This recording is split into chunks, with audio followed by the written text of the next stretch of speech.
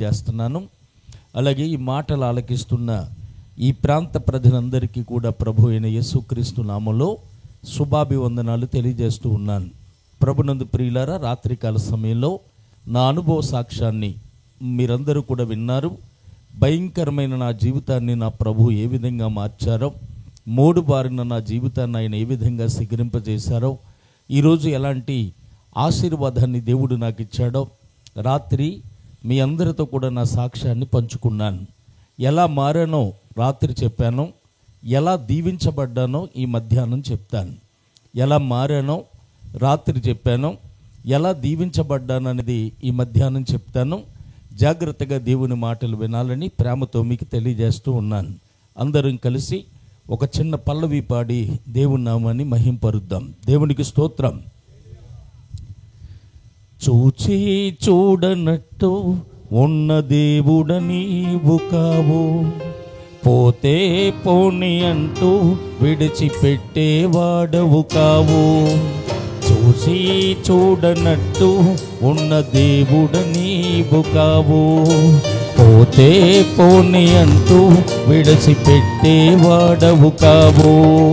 పట్టించుకున్నావు నీ బాహువు చపవు, పట్టించుకున్నావు నీ బాహువు చపవు, పట్టించుకున్నావు నీ బాహువు చపవు, పట్టించుకున్నావు నీ బాహువు చపవు. చూసి చూడనట్టు ఉన్న దేవుడ నీవు కావు, పోతే పోని అంటూ విడిచిపెట్టేవాడవు కావు. తప్పలు కొడదాం.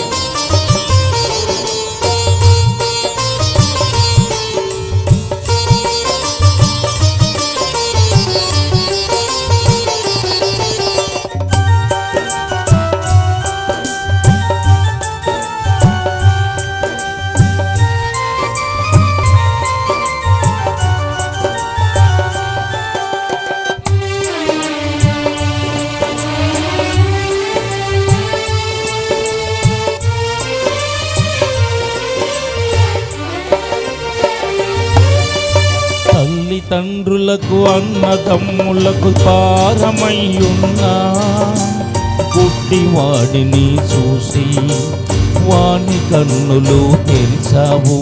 భార్య బిడ్డలకు బంధుమిత్రులకు దూరమయ్యున్నా, కుష్టు రోగులను చూసి వారిని కరుణించావు.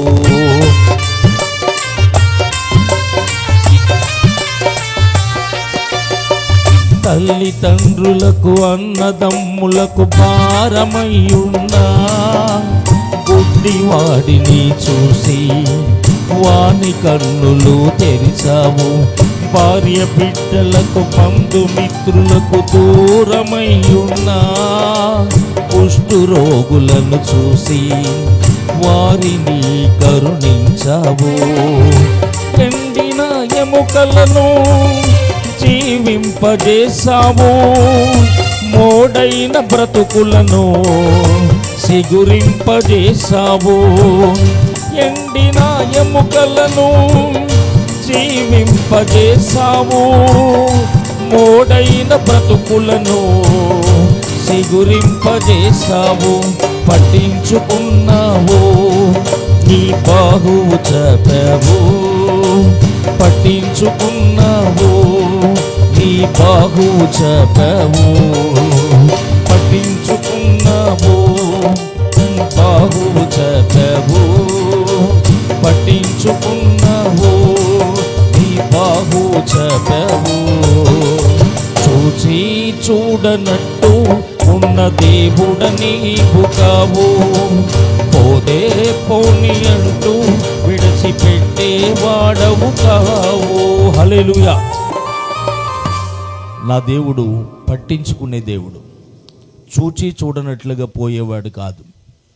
యెరూషలేము నుండి యెరికోకి దిగి వెళ్ళుచుండగా దొంగల చేత కొట్టబడి కొన ఊపిరితో పడి ఉన్నవాణ్ణి ఆ మార్గములో ఆయన వెళ్ళకపోయినా ఆడెక్కడ పడున్నాడా అని చూసి దగ్గరికి వచ్చి వాడిని పట్టించుకొని గాడిద మీద ఎక్కించుకొని పూట కూలి వాని ఇంటికి తీసుకెళ్ళి 2 ధ్యానారాలు ఇచ్చి వాడిని పరామర్శించమని, మరలా వచ్చినప్పుడు నీకు నేను జీతం ఇస్తానని చెప్పి వెళ్ళిన దేవుడు ఆయన. పట్టించుకున్నాడు. నడి సముద్రంలో శిష్యులు నామను గెంటలేక అల్లాడిపోతూ ఉండగా దాటిపోవాలనుకున్నాడు, కానీ వెళ్ళలేక ఆగి వారిని పట్టించుకొని వారిని పలకరించిన దేవుడు ఆయన. కనుక ఈ రాత్రి నా జీవితాన్ని ఆయన ఏ విధంగా పట్టించుకున్నారో రాత్రికాల సమయంలో దేవుని వాక్యాన్ని మనం ధ్యానం చేశాం. ఈ మధ్యాహ్నపు వేళ దేవుడు ఎలా నన్ను ఆశీర్వదించాడో కొన్ని మాటలు, అలాగే కొంత వాక్యమును కూడా మీకు తెలియజేస్తాను. శ్రద్ధగా వినాలని ప్రేమతో తెలియజేస్తూ ఉన్నాను. దేవుని వాక్యం చదువుకుందాం. సమూయేలు రాసిన 2వ గ్రంథం, సమూయేలు రాసిన 2వ గ్రంథము చూడండి ప్రియులారా, 7వ అధ్యాయము. సమూయేలు రాసిన 2వ గ్రంథము 7వ అధ్యాయము 29వ వచనాన్ని చదువుదాం. చదవండి ఎవరైనా. దయచేసి నీ దాసునైన నా కుటుంబం నిత్యము నీ సన్నిధిని ఉండునట్లుగా దాన్ని ఆశీర్వదించుము. ప్రభువా, యెహోవా, నా ప్రభువా, నీవు సెలవిచ్చి ఉన్నావు, నీ ఆశీర్వాదము నుండి నా కుటుంబము నిత్యము ఆశీర్వదించబడునుగాక. నాతో చెప్పండి. ప్రభువా, యెహోవా, నీ ఆశీర్వాదము నుండి నా కుటుంబము నిత్యము ఆశీర్వదించబడునుగాక. ప్రార్థన చేసుకుందాం. మహాపరిశుద్ధుడ ఘనమైన తండ్రి, వందనాలయ్యా. రాత్రంతా కాసి కాపాడి భద్రపరిచి ఈ ఉదయాన్ని మమ్మల్ని ప్రవేశపెట్టావు. ఇచ్చిన ఆరోగ్యం కొరకు, ఆయుష్ కొరకు, మంచి సమయం కొరకు వందనాలు. ఇంతవరకు ప్రార్థన ద్వారా, పాటల ద్వారా, నీ దాసుడు చేసిన అద్భుతమైన ఆరాధన ద్వారా నీ నామానికి మహిమ తెచ్చుకున్నారు తండ్రి. నిలవబట్టక అర్హత లేని వాడిని నీ ఆత్మ సహాయం కోరుకుంటున్న దీనుని తండ్రి, కరుణించి కనికరించి మా అందరితో మీరు మాట్లాడండి. ఆటంకించి అభ్యంతరాలు పెట్టి అనాలోచనలు పెడుతున్న ప్రతి విధమైన దెయ్యపు శక్తులను నజరేయుడైన యేసు నామములో బంధించగల నీ హస్తాలకు మమ్మల్ని అప్పగిస్తూ యేసు నామములో అడుగుచున్నాను పరమ తండ్రి, ఆమేన్. దేవుడి స్తోత్రం. హల్లెలూయా. మంచిది. కూడి వచ్చిన మీ అందరికీ మరొకసారి ప్రభు పేరిట వందనాలు తెలియజేస్తూ ఉన్నాను. ప్రభునందు ప్రియులారా, చదువుకున్న వాక్య భాగము సమూయేలు రాసిన 2వ గ్రంథము, సమూయేలు రాసిన 2వ గ్రంథము 7వ అధ్యాయము 29వ వచనాన్ని మనం చదువుకున్నాం. చదువుకున్న వాక్య భాగంలో దావీదు మహాచక్రవర్తి ప్రార్థన చేస్తూ ఉన్నాడు. ఏమని ప్రార్థన చేస్తున్నాడంటే, ప్రభువా, యెహోవా, నా కుటుంబం నీ సన్నిధిని ఉన్నట్లుగా దాన్ని ఆశీర్వదించు.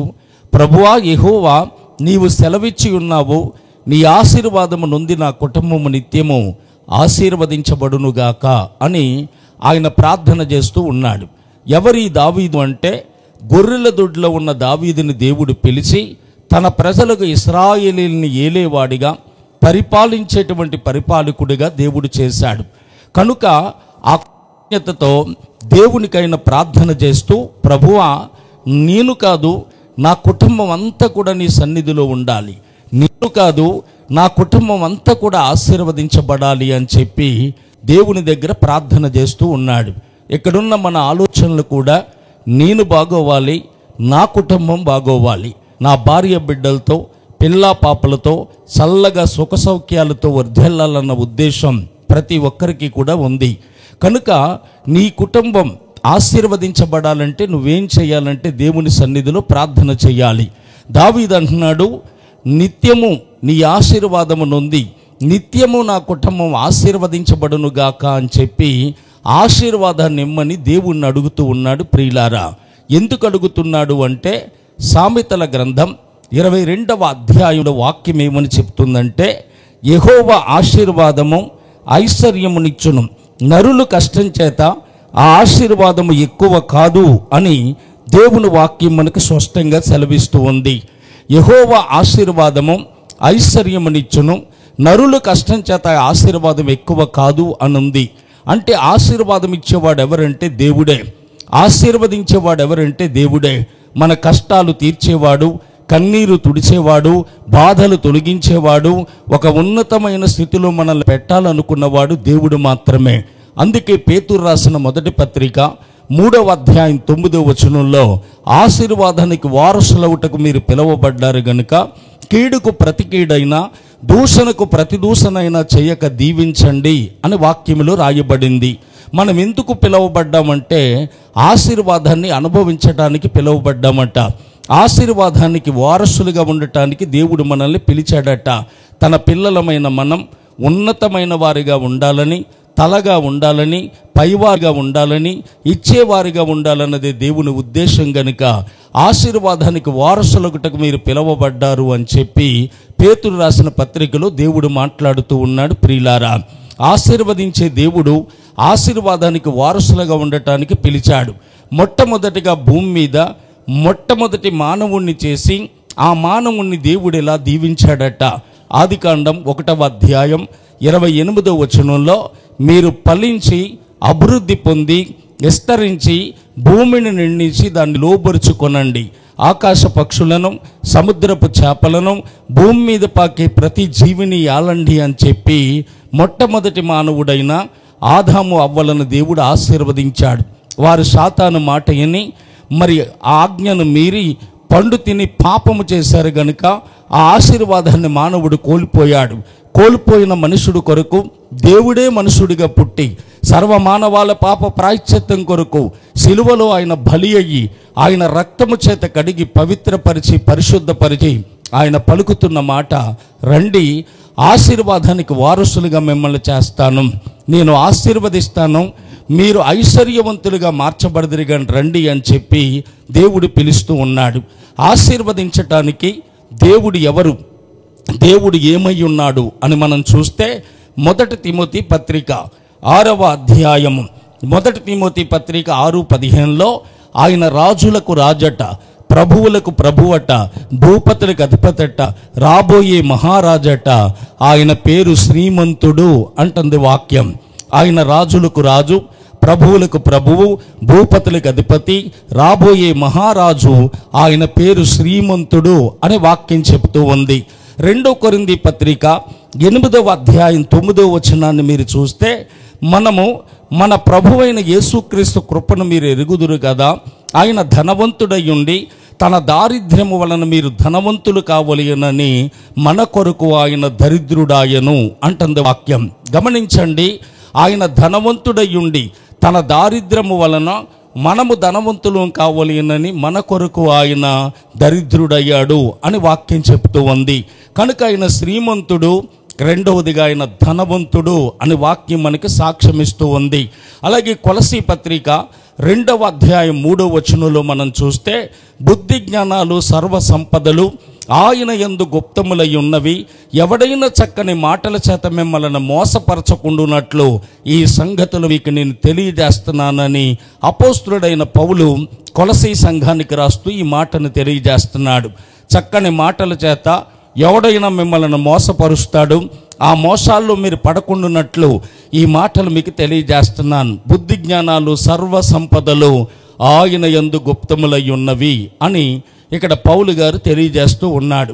అలాగే రోమా పత్రిక 10వ అధ్యాయము 12వ వచనంలో యూదుడని గ్రీసు దేశస్థుడని భేదము లేదట, ఒక్క ప్రభువే అందరికీ ప్రభువై ఉండి తనకు ప్రార్థన చేయు వారందరి ఎడల కృప చూపటానికి ఆయన ఐశ్వర్యవంతుడై ఉన్నాడు అంటుంది వాక్యం.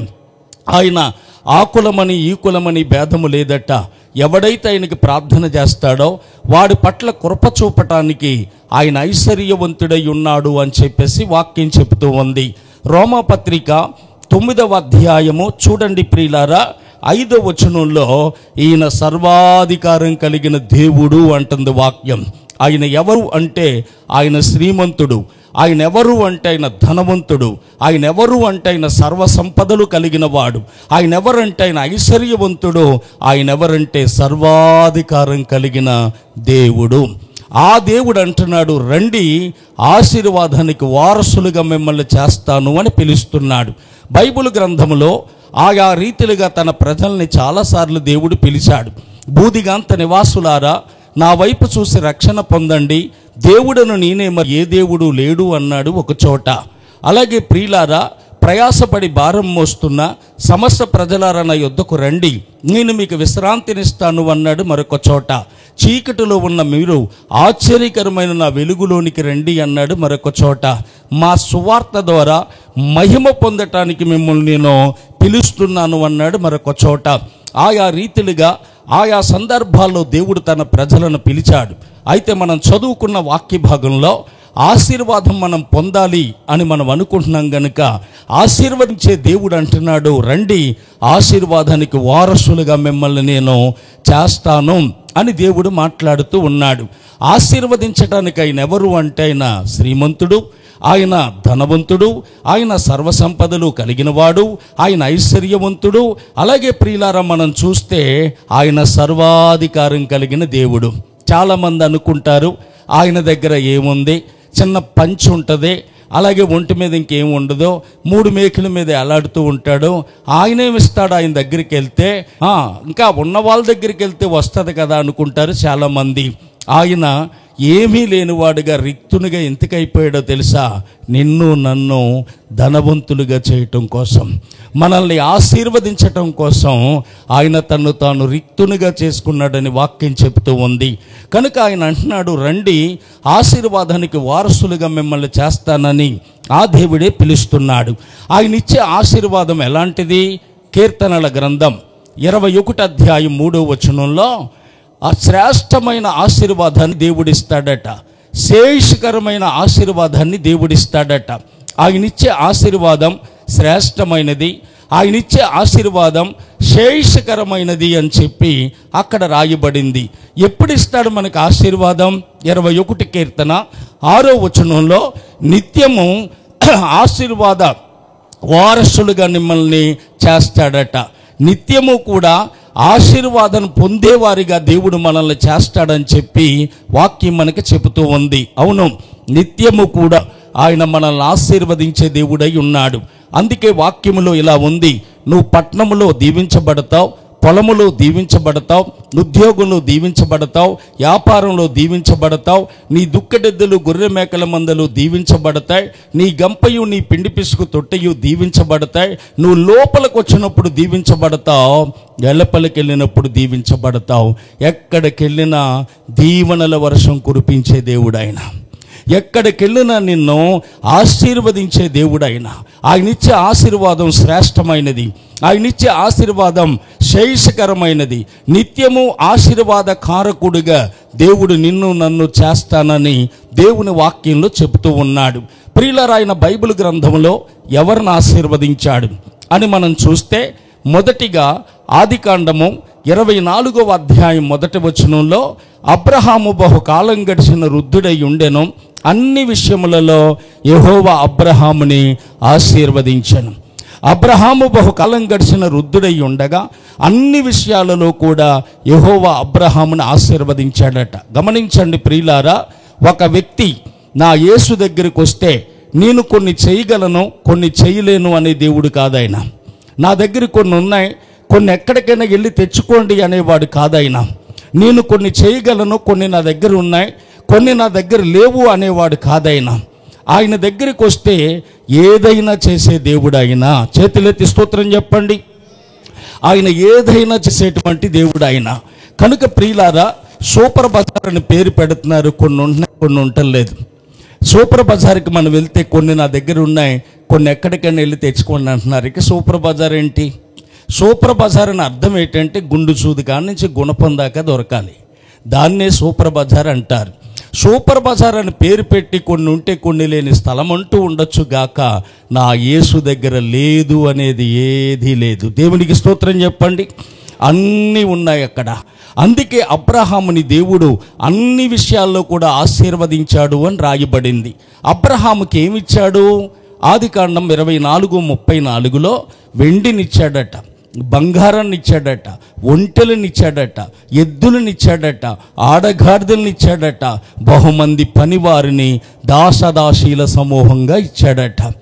వెండినిచ్చాడు, బంగారాన్ని ఇచ్చాడు, ఆయన భోగభాగ్యాలన్నిటినీ కూడా అబ్రహాముకి దేవుడు దయచేశాడు అని చెప్పి వాక్యములో రాయబడింది.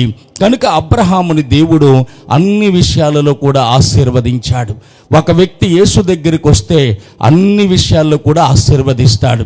ఆశీర్వాదం పొందటానికి అబ్రహాం ఏం చేశాడు అని మనం చూస్తే ఆదికాండం 12వ అధ్యాయం 4వ వచనంలో యెహోవా తనతో చెప్పిన ప్రకారము చేశాడట.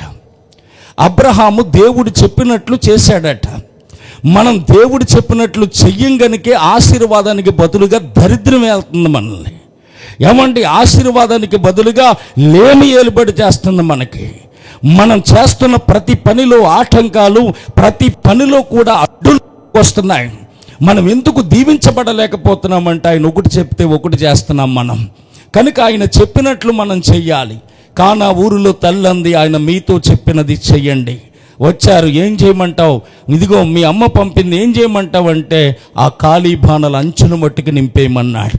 అంచుల మట్టుకు నీళ్లతో నింపేసాం, ఏం చేయమంటావు? ముంచేసి ఇచ్చేయండి అన్నాడు. ఊరుకోవయ్యా, ఇప్పుడు దాకా ద్రాక్షరసం ఇచ్చాం, అందరూ ఏదో రుచిగా తాగారు, ఇప్పుడు నీళ్ళు ఇస్తే మమ్మల్ని కొడతారని అలా అనుకోలేదు.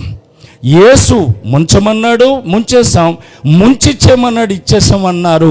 ఆయన చెప్పినట్లుగా చేశారు గనుక నీళ్లు ద్రాక్షరసం అయిపోయినాయి.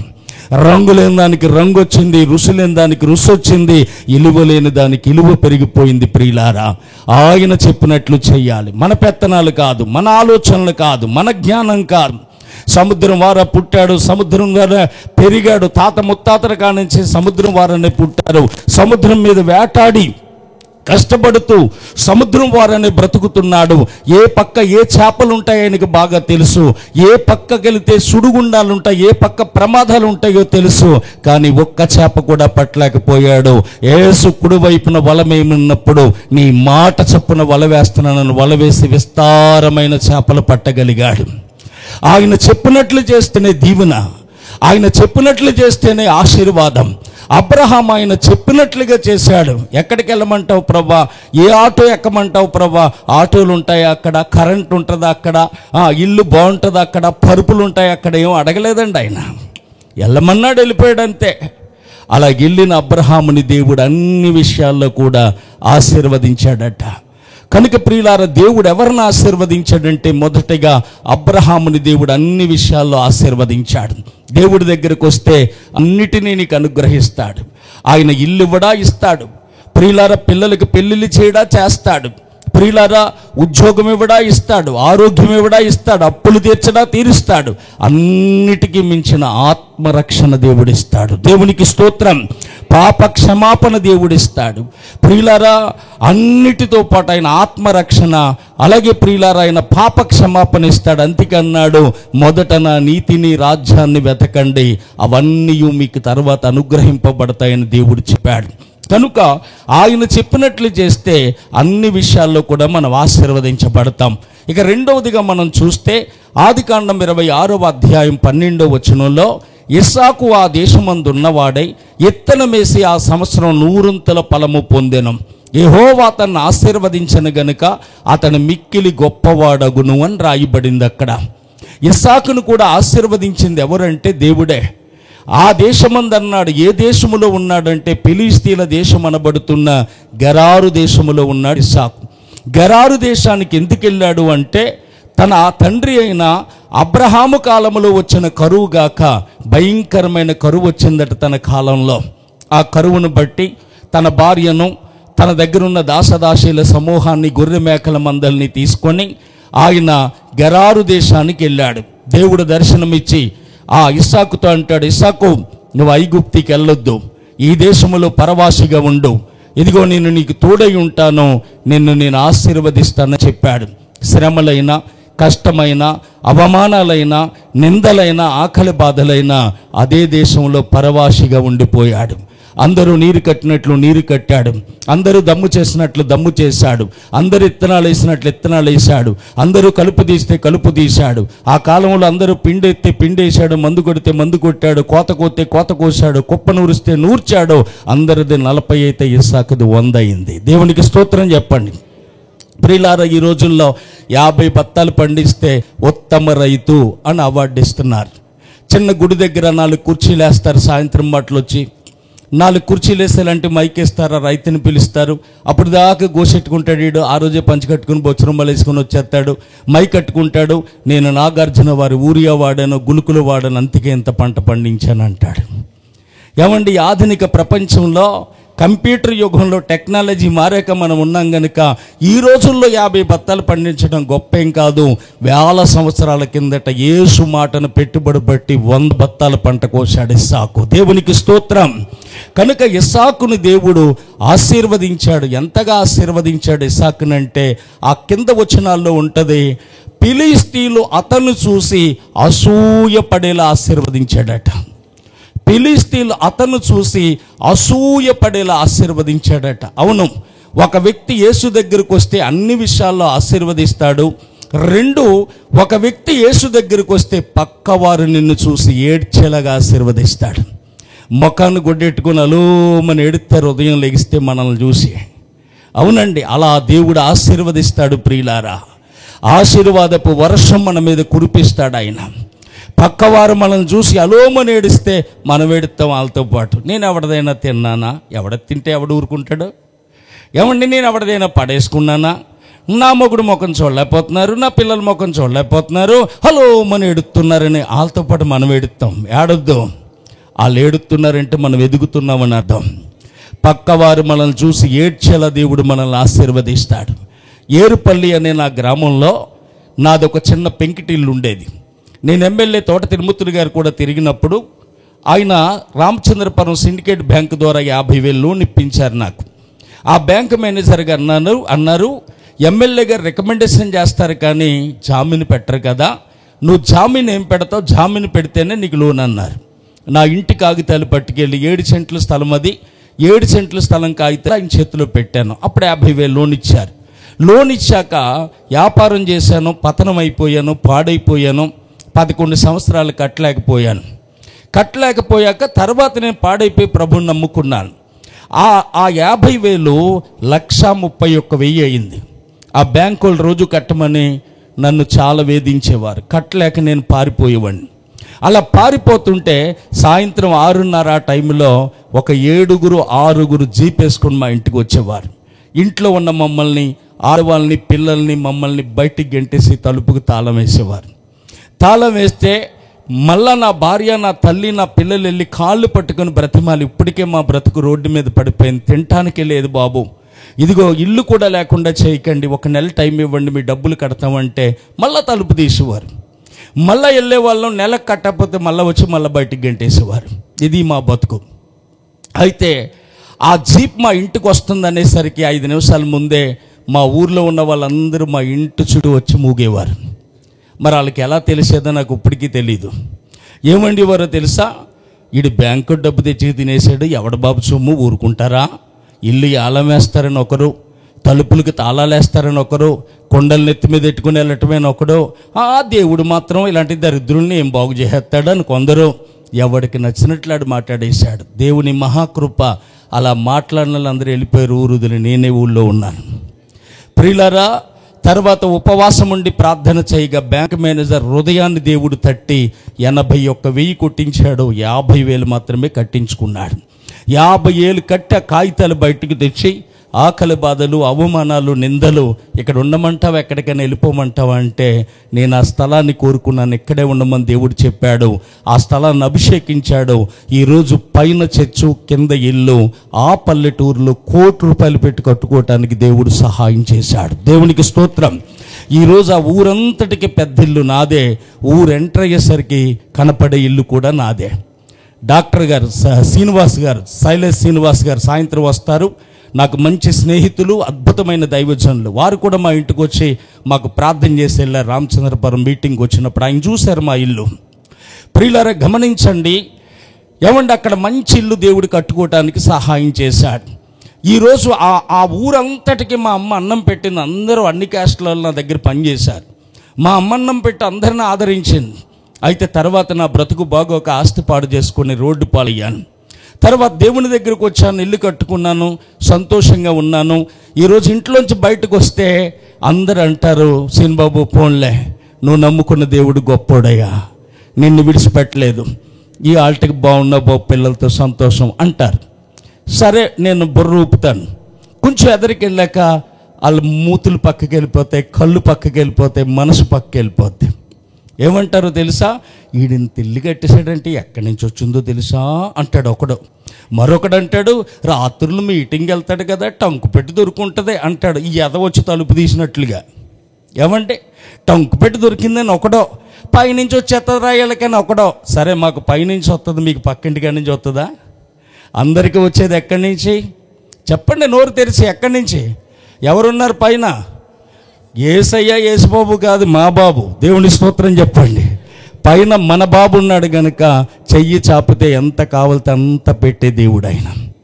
ప్రియులారా, అందుకనే పక్కవారు చూసి ఏడ్చేలా దేవుడు ఆశీర్వదిస్తాడు. నేను అన్నాను దేవుణ్ణి, ఏంటి ప్రభువా, నేను కష్టపడి కట్టుకున్నాను కదా నీ కృప వలన, అందరికీ డబ్బులు ఇచ్చేసాను కదా పనిచేసే వాళ్ళకి, ఎందుకు ఇలాగ బాధపడుతున్నారంటే వాళ్ళు ఏడుతున్నారు కనుక నువ్వు ఎదుగుతున్నావు అన్నాడు ప్రభు. కనుక పక్కవారు మనల్ని చూసి ఏడ్చేలా దేవుడు ఆశీర్వదిస్తాడు. ఒక వ్యక్తిని అన్ని విషయాల్లో ఆశీర్వదిస్తాడు. 2, పక్కవారు మనల్ని చూసి ఏడ్చేలాగా ఆశీర్వదిస్తాడు. 3, ఆదికాండం 48:3లో యాకోబు తన కుమారుడైన యోసేపును చూసి అంటాడు, నాయనా యోసేపా, లూజులో ఉన్నప్పుడు సర్వశక్తి గల దేవుడు నాకు ప్రత్యక్షమైన నన్ను ఆశీర్వదించాడు. నేను లూజులో ఉన్నప్పుడు సర్వశక్తి గల దేవుడు నాకు ప్రత్యక్షమైన నన్ను ఆశీర్వదించాడు అంటాడు. యాకోబుని ఆశీర్వదించింది కూడా ఎవరంటే దేవుడే. ప్రియులారా, యాకోబు మా ఆశీర్వాదం కోసం అన్నను మోసం చేశాడు. అడ్డుదారులు ఐశ్వర్యవంతుడైపోవాలనుకున్నాడు, తండ్రిని మోసం చేశాడు. మామ దగ్గరికి వెళ్ళి మోసపోయాడు. దేవుడు దయాదాక్షిణ్యంలో వాళ్ళు ఎంతో కొంత సంపాదించుకొని దేవుని పిలిపి మేరకు మళ్ళా తన దేశానికి వచ్చి అన్నగారికి కొంత కానుక పంపి కుటుంబాన్ని 2 గుంపులుగా చేసి పంపేసి ఒంటరిగా అక్కడ ఎబ్బేకురేవు దగ్గర ఒంటరిగా మిగిలిపోయాడు. మిగిలిపోయి దేవుని పాదాలు పట్టుకొని ఆయన పలికిన మొదటి మాట ఏంటో తెలుసా? నీవు నన్ను ఆశీర్వదిస్తేనే కానీ నిన్ను వదలను. వింటున్నారా? వింటున్నానన్న వాళ్ళందరూ చెయ్యొద్దండి. మరి మొక్కలేంటి ఇకారంగా పెట్టారు? ఏదో పోగొట్టుకున్నట్లుగా మీకు తెలదా, రాత్రి మా వరదలు వచ్చి కొట్టుకుపోయి మా కొంపలన్నట్టు పెట్టారు. ఇటు మొక్కలు నాకు అర్థం కాదు. దేవుని సన్నిధిలో సంపూర్ణ సంతోషం ఉంది. వారు సియోను నుండి తిరిగి వచ్చి సియోనుకు వచ్చినప్పుడు వారి నోటి నిండా నవ్వుండెను. దేవుడు మన సంతోషాన్ని మనకిచ్చాడు. ఆ సంతోషాన్ని ఎవ్వడు దొంగిలించడు. మనం వదిలెత్తిపోతుంది, దాన్ని వదులుకోకండి. ఎప్పుడు సంతోషంగా బ్రతకాలి, సంతోషంగా వెళ్ళిపోవాలి. కంట్లోంచి కన్నీళ్ళు కిందకి రాకూడదు, పెదవి మీద సిరినవ్వు చెరగకూడదు, అలాగే చచ్చిపోవాలి. దేవుడి స్తోత్రం చెప్పండి. హల్లెలూయా. కనుక సంతోషంగా దేవుని వాక్యం వినాలి. కనుక నువ్వు నన్ను ఆశీర్వదిస్తేనే కానీ నేను వదలను అన్నాడు. అలా అన్నప్పుడు దేవుడు అన్నాడు, ఎలుగు వస్తుంది, వదిలే, నేను వెళ్ళిపోతానంటే వదలను. అప్పుడంటేనే దేవుడి కోపం వచ్చి తన్నుదు అన్నాడు. తొడగుడు వసులైపోయింది. వసులైపోయినా వదలలేదట. పెద్దలు అంటారు, పట్టు పట్టరాదు, పట్టు విడవరాదు, పట్టు విడుచుట కంటే పడిసచ్చుట మేలు అన్నారు. పట్టు పట్టేకూడదట, పడితే వదలకూడదట. అంత గట్టిగా పట్టుకున్నాడు యాకోబు గారు. అలా గట్టిగా పట్టుకునేసరికి దేవుడు అన్నాడు, నీ పేరేంటో చెప్పు. నా పేరు యాకోబు. కొన్ని దినాలకు ముందు కన్న తండ్రి దగ్గరికి వెళ్ళి నా పేరు యాసావు అన్నాడు. కామండి, కన్న తండ్రి దగ్గర అబద్ధం ఆడాడు, కానీ పరమ తండ్రి దగ్గర అబద్ధం ఆడలేక నిజాన్ని చెప్తున్నాడు. సామెతలు 28:13 అతిక్రమలు దాచిపెట్టువాడు వర్ధల్లడు, వాటిని ఒప్పుకొని ఇడిచిపెట్టువాడే కనికరాన్ని పొందుతాడు. మన నిజస్థితిని దేవుడి దగ్గర మనం ఒప్పుకోవాలి. మన పాపపు స్థితిని దేవుడి దగ్గర ఒప్పుకోవాలి. కన్నీటితో ఆయన పాదాలు మనం కడగాలి. అందుకే అన్నాడు, నా పేరు యాకోబయ్య, నేను మోసగాడిని. అన్నను మోసం చేశాను, తండ్రిని మోసం చేశాను, మామ చేత మోసపోయాను. శాంతి లేదు, సమాధానం లేదు, నెమ్మది లేదు, ఆనందము లేదు. ఇదిగో ఎదరికెళితే అన్నగారు చంపేస్తాడు, వెనక్కి ఆగితే మాంగారు చంపేస్తాడు. నాకు ఆశీర్వాదం కావాలి. దేవుడు అన్నాడు, ఇక నుంచి నీ పేరు యాకోబు కాదు, ఇశ్రాయేలు. దేవునితోనూ మనుషులతోనూ పోరాడి జయముందేవు గనుక నీ పేరు ఇశ్రాయేలే అని చెప్పి దేవుడు చెప్పాడు. ఒక వ్యక్తిని నా దేవుడు అన్ని విషయాల్లో ఆశీర్వదిస్తాడు. ఒక వ్యక్తిని నా దేవుడు పక్కవారు చూసి ఏడ్చేలాగా ఆశీర్వదిస్తాడు. ఒక వ్యక్తిని నా దేవుడు పేరు మారిపోయేలాగా ఆశీర్వదిస్తాడు. చేతులెత్తి స్తోత్రం చెప్పండి. కనుక ఆ దేవుడే ఈ మధ్యాహ్నపు వేళ మనతో పలుకుతున్నటువంటి శ్రేష్టమైన మాట, రండి ఆశీర్వాదానికి వారసులుగా ఉందిరి గాని, రండి ఆశీర్వాదానికి వారసులుగా మిమ్మల్ని చేస్తానని ఆ దేవుడే మాట్లాడుతున్నాడు. గమనించండి ప్రియులారా, అబ్రహాముని ఆశీర్వదించిన దేవుడు, ఇస్సాకును ఆశీర్వదించిన దేవుడు, యాకోబును ఆశీర్వదించిన దేవుడు మనల్ని కూడా ఆశీర్వదిస్తానని దేవుడు చెప్తున్నాడు. దావీదు అన్నట్లుగా, నా కుటుంబం నీ ఆశీర్వాదము నొంది నిత్యము నా కుటుంబం ఆశీర్వదించబడునుగాక అని ఆశతో ఉన్న ఇక్కడ అందరూ కూడా ఆశీర్వాదం కావాలి అని కోరుకుంటున్న అందరికీ కూడా దేవుడు అంటున్న మాట, నేను మిమ్మల్ని ఆశీర్వదిస్తాను. అయితే ఎలా ఉంటే ఆశీర్వదిస్తాడు, ఏం చేస్తే ఆశీర్వదిస్తాడు? రండి దేవుని వాక్యం నుంచి చూద్దాం. 118 కీర్తన 26 వచనం. యెహోవా పేరట వచ్చువాడు ఆశీర్వాదము నొందునుగాక, యెహోవా మందిరములో నుండి మేము దీవించుచున్నాం. యెహోవా పేరట వచ్చువాడు ఆశీర్వాదము నొందునుగాక, యెహోవా మందిరములో నుండి మేము దీవించుచున్నాము. అంటే దీవెన, ఆశీర్వాదం ఎక్కడుందంటే మందిరములో ఉందట. మందిరములో మహిమ మేఘం, మందిరములో తేజో మహిమ, మందిరములో పాప క్షమాపణ, మందిరములో బల సౌందర్యం, మందిరములో ప్రభావ ఘనతలు, మందిరములో సంపూర్ణ సంతోషం, మందిరములో శరీరానికి కావలసిన స్వస్థత, ఆత్మకు కావలసిన ఆహారం, ఇవన్నీ దొరికే స్థలం ఏదంటే దేవుని మందిరం. అందుకే యెహోవా మందిరములో నుండి మేము దీవించుచున్నాం అంటున్నాడు కీర్తనాకారుడు. అంటే మనకి దీవెన కావాలి, మనకు ఆశీర్వాదం కావాలి, మనం దీవించబడాలి, మన కుటుంబాలు బాగోవాలి, పిల్ల పాపతో వర్ధిల్లాలి అంటే, ఆశీర్వాదం నీకు కావాలంటే నువ్వు రావాల్సిన స్థలం ఏంటో తెలుసా? దేవుని మందిరం. దేవుని మందిరానికి నువ్వు వస్తే దీవించబడతావు, దేవుని మందిరానికి వస్తే ఆశీర్వదించబడతావు, దేవుని మందిరానికి వస్తేనే నువ్వు ఒక ఉన్నతమైన స్థితికి వెళ్తావు. బయట ఉన్నని చెప్పు నీకు ఆశీర్వాదం రాదు. దేవుని మందిరానికి వస్తేనే నువ్వు ఆశీర్వదించబడతావు. ప్రియులారా, దేవుని దగ్గరికి రాకుండా, దేవుని మందిరంలో గడపకుండా దేవుడు ఆశీర్వదించడు. అందుకనే వాక్యంలో 122 కీర్తన 6-7 వచనాలు మీరు చదివితే, యెరూషలేమా నిన్ను ప్రేమించువారు వర్ధిల్లుతారు, నీ ప్రాకారములో నెమ్మదున్నది, నీ నగరులలో క్షేమమున్నది అన్నాడు. అక్కడ ఆయన నగరులలో క్షేమం, ప్రాకారములో నెమ్మది, ఆ యెరూషలేమును ప్రేమించే వారే వర్ధిల్లుతారనగా ఆశీర్వదించబడతారు. యెరూషలేమనగా మహారాజు పట్నం. దావీదు మహాచక్రవర్తి 33 సంవత్సరాలు పరిపాలన చేసిన స్థలం అదే దేవుని మందిరం. మందిరాన్ని ప్రేమించేవారు, మందిరాన్ని కోరుకునేవారు, మందిరాన్ని ఇష్టపడేవారు, మందిరములో గడిపే వాళ్ళందరూ కూడా దీవించబడతారు, ఆశీర్వదించబడతారు. మందిరాన్ని ప్రేమించాలి, మందిరాన్ని ఇష్టపడాలి, మందిరాన్ని గౌరవించాలి. అప్పుడు మాత్రమే మనం దీవించబడతాం, ఆశీర్వదించబడతాం. 6 దినాలు కష్టపడి నీ పనంతా చెయ్యాలి, 7వ దినం దేవుని మందిరానికి నువ్వు రావాలి. ఆదివారం మానకుండా మందిరానికి మనం రావాలి. మందిరములో ఆరాధన చెయ్యాలి, ప్రార్థన చెయ్యాలి, వాక్యం వినాలి, సాక్ష్యాలు చెప్పాలి, ఆనందంతో మందిరంతో నువ్వు ఇంటికి వెళ్ళాలి. మందిరంలో గడపకుండా, మందిరానికి రాకుండా నువ్వు ఏమాత్రం కూడా దీవించబడావు. నువ్వు దీవించబడాలంటే మందిరానికి రావాలని వాక్యం చెప్తూ ఉంది. మందిరంలోని ఆశీర్వాదాలు ఉన్నాయి. మందిరానికి ఎలా రావాలి? 2వ దినవృత్తాంతాల గ్రంథం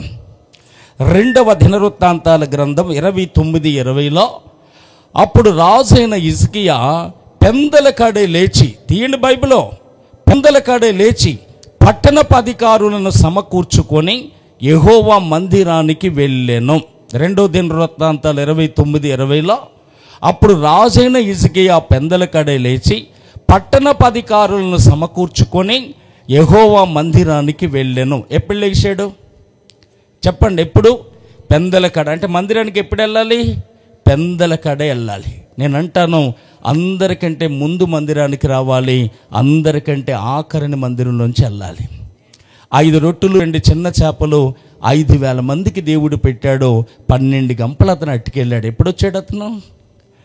ఏమండి, 12 గంపలు పట్టుకెళ్ళాడు. అంటే ముందు వెళ్ళిపోయాడా, మధ్యలో వెళ్ళిపోయాడా, లాస్ట్ని వెళ్ళాడా? ఆఖరిని వెళ్ళాడు. అందరూ తినగా మిగిలిపోయిన ముక్కలన్నీ ఏరుకొని 12 గంపలు పట్టుకెళ్ళాడు. అందరికంటే ముందు వచ్చి అందరికంటే ఆఖరిని వెళ్ళిన వాళ్ళే 12 గంపల దీవెన పట్టుకెళ్తారు. అందుకే అందరికంటే ముందు పెందలకాడే మందిరానికి రావాలి. పెందలకాడే మందిరానికి వస్తేనే దీవెన, పెందలకాడే మందిరానికి వస్తేనే ఆశీర్వాదం, పెందలకాడే వస్తేనే నువ్వు దీవించబడతావని చెప్పేసి వాక్యం చెబుతూ ఉంది. పెందలకాడే రావాలి. కానీ మనం ఏం చేస్తామంటే, ఏమంటే 12 గంటలకు ఆరాధన 11:30కి రావాలి, 11 గంటలకు ఆరాధన 10:30కి రావాలి. ఊరెళ్తే బస్సుకి అరగంట ముందు వెళ్ళిపోతావు, ట్రైన్కి అరగంట ముందు వెళ్ళిపోతావు, ఆఫీస్కి అరగంట ముందు వెళ్ళిపోతావు, దేవుని మందిరానికి మాత్రం తన్ని పెట్టుకుని వస్తావు. గుడికి మేకపోతే వెళ్ళినట్లుగా వస్తావు. నువ్వెంత తన్ని పెట్టుకుని వస్తే నీకు రావాల్సిన ఆశీర్వాదం కూడా తన్ని పెట్టుకుని వస్తుంది. నువ్వు స్పీడ్గా రా, స్పీడ్గా వస్తుంది ఆశీర్వాదం. దేవుని మందిరానికి ఎప్పుడు కూడా పెందలకాడే మనం రావాలి. రాజు అయిన హిజ్కియా, ఆయన రాజుగారు, పెందలాడే రాకపోతే ఎవరైనా అడుగుతారా? ఎవరు అడగరు, అడిగే దమ్ము లేదు. రాజయ్యుండి కూడా ఆయన అనుకున్నాడు, నేను రాజుని కాదు, నాకు ప్రజలకి నువ్వే రాజువి, నువ్వే రాజువు కనుక రాజులు రాజైన యేసయ్య సన్నిధికైనా పెందలకాడే వెళ్ళాడని వాక్యం చెప్తుంది. పెందలాడంటే అర్థం ఏంటి? ఒక ఆవిడ నన్ను ప్రార్థనకి రమ్మంది. మరి మీరు ఇప్పుడే మీటింగ్ అయింది కదా, ఎన్నింటికి రానని అడిగాను. పెందలాడ వచ్చానయ్య అంది. పెందలాడంటే ఎన్నింటికి రాను, మరి మీరు లెగుతూ లేట్ అవుద్దేమంటే భలేవాడు అనే మేము పెందలకాడే లేచిపోతాం అంది. అది ఎప్పుడు రానమ్మా, నువ్వు వచ్చే నీకెందుకు, మేము లేచిపోతాం పెందలకాడ. అసలు ఎన్నింటికి లేస్తారో చెప్పండి అంటే, మేము పెందలకాడే 10:05కి లేచిపోతాం అంది. పెందలాడంటే 10. మార్కు సువార్త 1వ అధ్యాయం 35వ వచనంలో ఆయన పెందలకాడే అనగా ఇంకా చాలా చీకటి ఉందనగానే లేచి అరణ్యమునికి వెళ్ళి ప్రార్థన చేశాను అని రాయబడింది యేసు ప్రభు కోసం. పెందలకాడే అనగా ఇంకా చాలా చీకటి ఉందనగా. నువ్వే రోజు లేచినా లేకపోయినా ఆదివారం మాత్రం పెందలకాడే లేవాలి. మన పనులన్నీ చక్కబెట్టుకోవాలి. ఆరాధనకి పెందలకాడే మనం వెళ్ళిపోవాలి. ప్రియులారా, ఆదివారమే మనకి పనికి మాల పనులు అన్నీ వచ్చేస్తాయి. ఆ రోజే బట్టలు ఉతికేస్తాం, ఆ రోజే ఇల్లు కడిగేస్తాం, ఆ రోజే ఇల్లు దులిపేస్తాం, ఆ రోజే గిన్నెలు తోమేస్తాం, ఆ రోజే మనవరాలు పేద మనిషి అయిపోద్ది. మళ్ళీ ఇంకే రోజు ఉండదు మనకి. ఆదివారం అంటే లెక్క ఉండదు. ఆదివారం గౌరవించాం. ఆదివారం ప్రభు దినమట. ప్రభు దినమున పద్మాసు దీపంలో పరవశుడు కాక యోహాను పరలోక మహిమ ఆయన చూడగలిగాడని వాక్యం చెప్తూ ఉంది. కనుక పెందలకాడే దేవుని మందిరానికి మనం రావాలి. ఆరాధన ఆలస్యం చేయకూడదండి, పెందలాడే రావాలి. ఎవరు రావాలి? రండి. ద్వితీయోపదేశకాండం 16వ అధ్యాయం 16వ వచనం చివరి లైన్లో ఒక మాట ఉంటుంది. మీ మగవారందరూ యెహోవా మందిరములో కనబడవలెను. ఎవరు రావాలి? అయ్య బాబాయ్, అసలు నోరే తెరుతులేదు. మీరు ఎవరు రావాలి? మగవారందరూ రావాలి. కానీ ప్రతి గుళ్ళో చూస్తాం, ఆడోళ్ళు ఎక్కువ ఉంటారు, మగోళ్ళు తక్కువ ఉంటారు. ఆడోళ్ళు ఎక్కువ ఉంటారు, మగోళ్ళు తక్కువ ఉంటారు. మగవాళ్ళు రాకపోవటానికి గల కారణం ఎవరంటే ఆడోళ్ళే. మీరు ఏమైనా తినవైన వాళ్ళేటి? మీరు ఏమైనా తినవైన వాళ్ళు? మీరు తినవైతే అన్నీ బాగానే ఉండు. అనవసరంగా ఆవిడ పండుగపోతే అసలు ఈ ప్రపంచంలో కష్టమే శాపమే వచ్చేది కాదు. ఆడోళ్ళతో ఉందంతా. జాగ్రత్త సుమ. ఆడోళ్ళని తినవైన వాళ్ళు కాదు. ఆదివారం మగవాళ్ళు లెగుతాడు, పడుకుంటాడు, లేపుతుంది, లెగిసి అంటాడు, ఎందుకే లేపో, మరి వెళ్ళవా పనికి? ఇవాళ ఆదివారం కదా, అయ్యగారు తిడతారు. అయ్యగారు పని ఏముంది? అయ్యగారు అలాగే చెప్తారు, ఇవాళ వెళ్ళిపో, 2000 కూలేట, 1500 కూలేట. బాబు వెళ్ళిపో బాబు, నువ్వు వెళ్ళిపో, మేము వెళ్తాంలే గుడికి. ఆనాన్ని మొత్తం మీద గెంటేస్తావు. ఆయన గెంటేసి తర్వాత చక్కగా పిల్లని తీసుకుని వచ్చేస్తావు, గబగబా మోకాళ్ళు వేసేస్తావు, ప్రార్థన చేసేస్తావు, కన్నీరు కార్చేస్తావు. కన్నీరు కార్చేసి ప్రార్థన చేసేసి పాటలు పాడేసి ఆరాధన చేసేసి వాక్యం ఆలకించేసి ఏమి ఎరగని ఎల్లుల్లిపాయలను నుంచుంటావు. ఏమి ఎరగని ఎల్లుల్లిపాయలను నుంచుంటే పాస్టర్ గారు ప్రార్థన చేస్తుంటారు, అమ్మ చెల్లమ్మ బావ రాలేదే.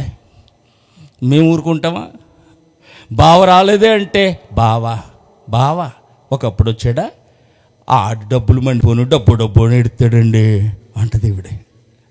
ఏమంటే అతను రాకపోవట కారణం ఎవరు? నువ్వు తెల్లారగట్ల నుంచి చెప్తున్నాను, ఏమని? వెళ్ళిపోమని. నేను రమ్మన్నానండి అని చెప్పి లేనిపోయిన సాక్ష్యాలు చెప్తాం. ఈరోజు మగవారి గుడికి రాకపోవటానికి కారణం ఆడవాళ్ళే. స్త్రీలారా, మీ పవిత్రమైన ప్రవర్తనను బట్టి మీ భర్తలను రాబెట్టవచ్చు అని వాక్యం చెప్తుంది. ఏమండి, కనుక ఆడ మగ పిల్లలు అందరూ రావాలి గుడికి.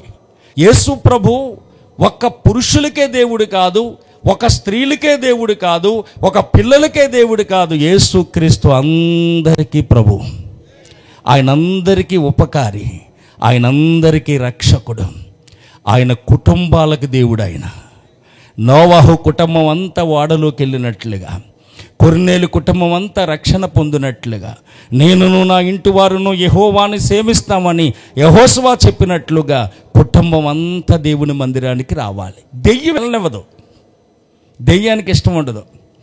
కుటుంబం అంతా పండగకెళ్ళి వెళ్ళిపోనిస్తుంది, సంబరాలకి వెళ్ళిపోనిస్తుంది, సినిమాలకి వెళ్ళిపోనిస్తుంది. గుడికి అనేసరికి వెళ్ళనివ్వదు. ఆడన్నాడు వెళ్తే మగవాళ్ళు వెళ్ళండి, ఆడవాళ్ళు రారన్నాడు. లేదా ఆడమగ వెళ్తామన్నాడు మోషే. తర్వాత ఆడమగ వెళ్ళండి, పిల్లలు ఉండిపోతారన్నాడు. పిల్లలు కూడా ఉండరు, వస్తారు. సరే ఆడమగ పిల్లలు వెళ్ళిపోండి, పశువులు ఉండిపోతాయి అన్నాడు. మోషే చెప్పాడు, ఒక డెక్క కూడా వదలం, ఇక్కడ ఒక డెక్క కూడా వదలం. కుటుంబం అంతా దేవుణ్ణి ఆరాధిస్తేనే ఆశీర్వాదం. ఏమండి, కుటుంబం మందిలోకి రాకుండా కుటుంబ ఆశీర్వాదం ఎలాగిస్తాడు ఆయన? నువ్వేమో ఆఫీసులో ఉంటావు, నీ భార్య ఏమో గుళ్ళో ఉంటుంది, నీ పిల్లలేమో సినిమా హాల్లో ఉంటారు, ఒకడేమో సారాకుట్లో ఉంటాడు, ఒకటి పేకాటకాడ ఉంటాడు. కుటుంబం దీవించబడిపోవాలి. ఇదా? కుటుంబం అంతా ఆయన యందు భయభక్తులు కలిగి ఉండాలి. యెహోవా యందు భయభక్తులు గలవాడు మాత్రమే ఇలాగ ఆశీర్వదించబడతాడని ఉంది. నిశ్చయముగా నీ రెక్కల కష్టార్జితాన్ని నువ్వు అనుభవిస్తావు. నీ భార్య ఫలించు ద్రాక్షవల్లి వలె ఉంటుంది, నీ పిల్లలు ఒలీవ మొక్కల వలె ఉంటారు. ఎప్పుడంటే ఆయన యందు భయభక్తులు మనకు ఉండాలి. కుటుంబం అంతా దేవుని సన్నిధికి రావాలి, పెందలాడే రావాలి, పెందలకాడే రావాలి. ఎలా రావాలి? అపోస్తుల కార్యాలు 3వ అధ్యాయం 1వ వచనం చదివితే, శృంగారం అనే దేవాలయం ఉంది అక్కడ. పుట్టుకతో కుంటివాడు ఉన్నాడు అక్కడ. ఆడు వయసు 40 సంవత్సరాలకు పైనేనని వాక్యంలో రాయబడింది. ఆడు మనుషుల చేత మోసుకొని తెస్తున్నారు, కూర్చుంటున్నాడు, అడుక్కుంటున్నాడు. వెళ్ళేవారిని వచ్చేవారిని రూపాయి అంటే ఎత్తున్నారు. అలా రూపాయిని ఇచ్చేవాడి దగ్గరికి పేతురు యోహానులు వచ్చారు. వాళ్ళు తెల్ల బట్టలు వేసుకొని వచ్చారు. పాస్టర్ గారులు ఎప్పుడు తెల్ల బట్టలు వేసుకొని సోగ్గానే ఉంటారు. ఎందుకంటే మేమే మాసిపోని బట్టలతో దరిద్రుల కింద ఉంటే ఇంక ప్రభు దగ్గరికి ఎవరు వస్తారు? అందుకని అప్పు చేసిన పప్పు కూడా తింటాం అన్నట్లుగా అప్పు చేసినా కొంచెం తెల్లగానే కనపడతాం. అది చూసి కీళ్ళకలు ఒకటేంట్రా. పాస్టర్ గారులు అంటే చాలా అసూయ అండి కొంతమందికి. మా ఇంటికి ఒక అతను వచ్చాడు. మా ఇంటికి ఒక అతను సోమవారం వచ్చాడు. సోమవారం వచ్చి ఏదో కబురు చెప్పడానికి వచ్చాడు. సరే వెళ్ళిపోతుంటే ఉండండి భోంచేసి వెళ్దిరిగాను అన్నాను. ఆగాడు. నా భార్య ఆడికి ముందు రోజు కోడి మాంసం తెచ్చుకున్నాం, కొద్దిగా మిగిలిపోతే ఫ్రిడ్జ్లో పెట్టారు. ఆ కోడి మాంసం వేసి సారేసి ఆడికి అన్నం పెట్టి మేము సారేసుకొని తినేసాం. ఇంకా ఆడికి పెట్టేస్తే ఇంక మాకు ఏముంటుంది మాంసం?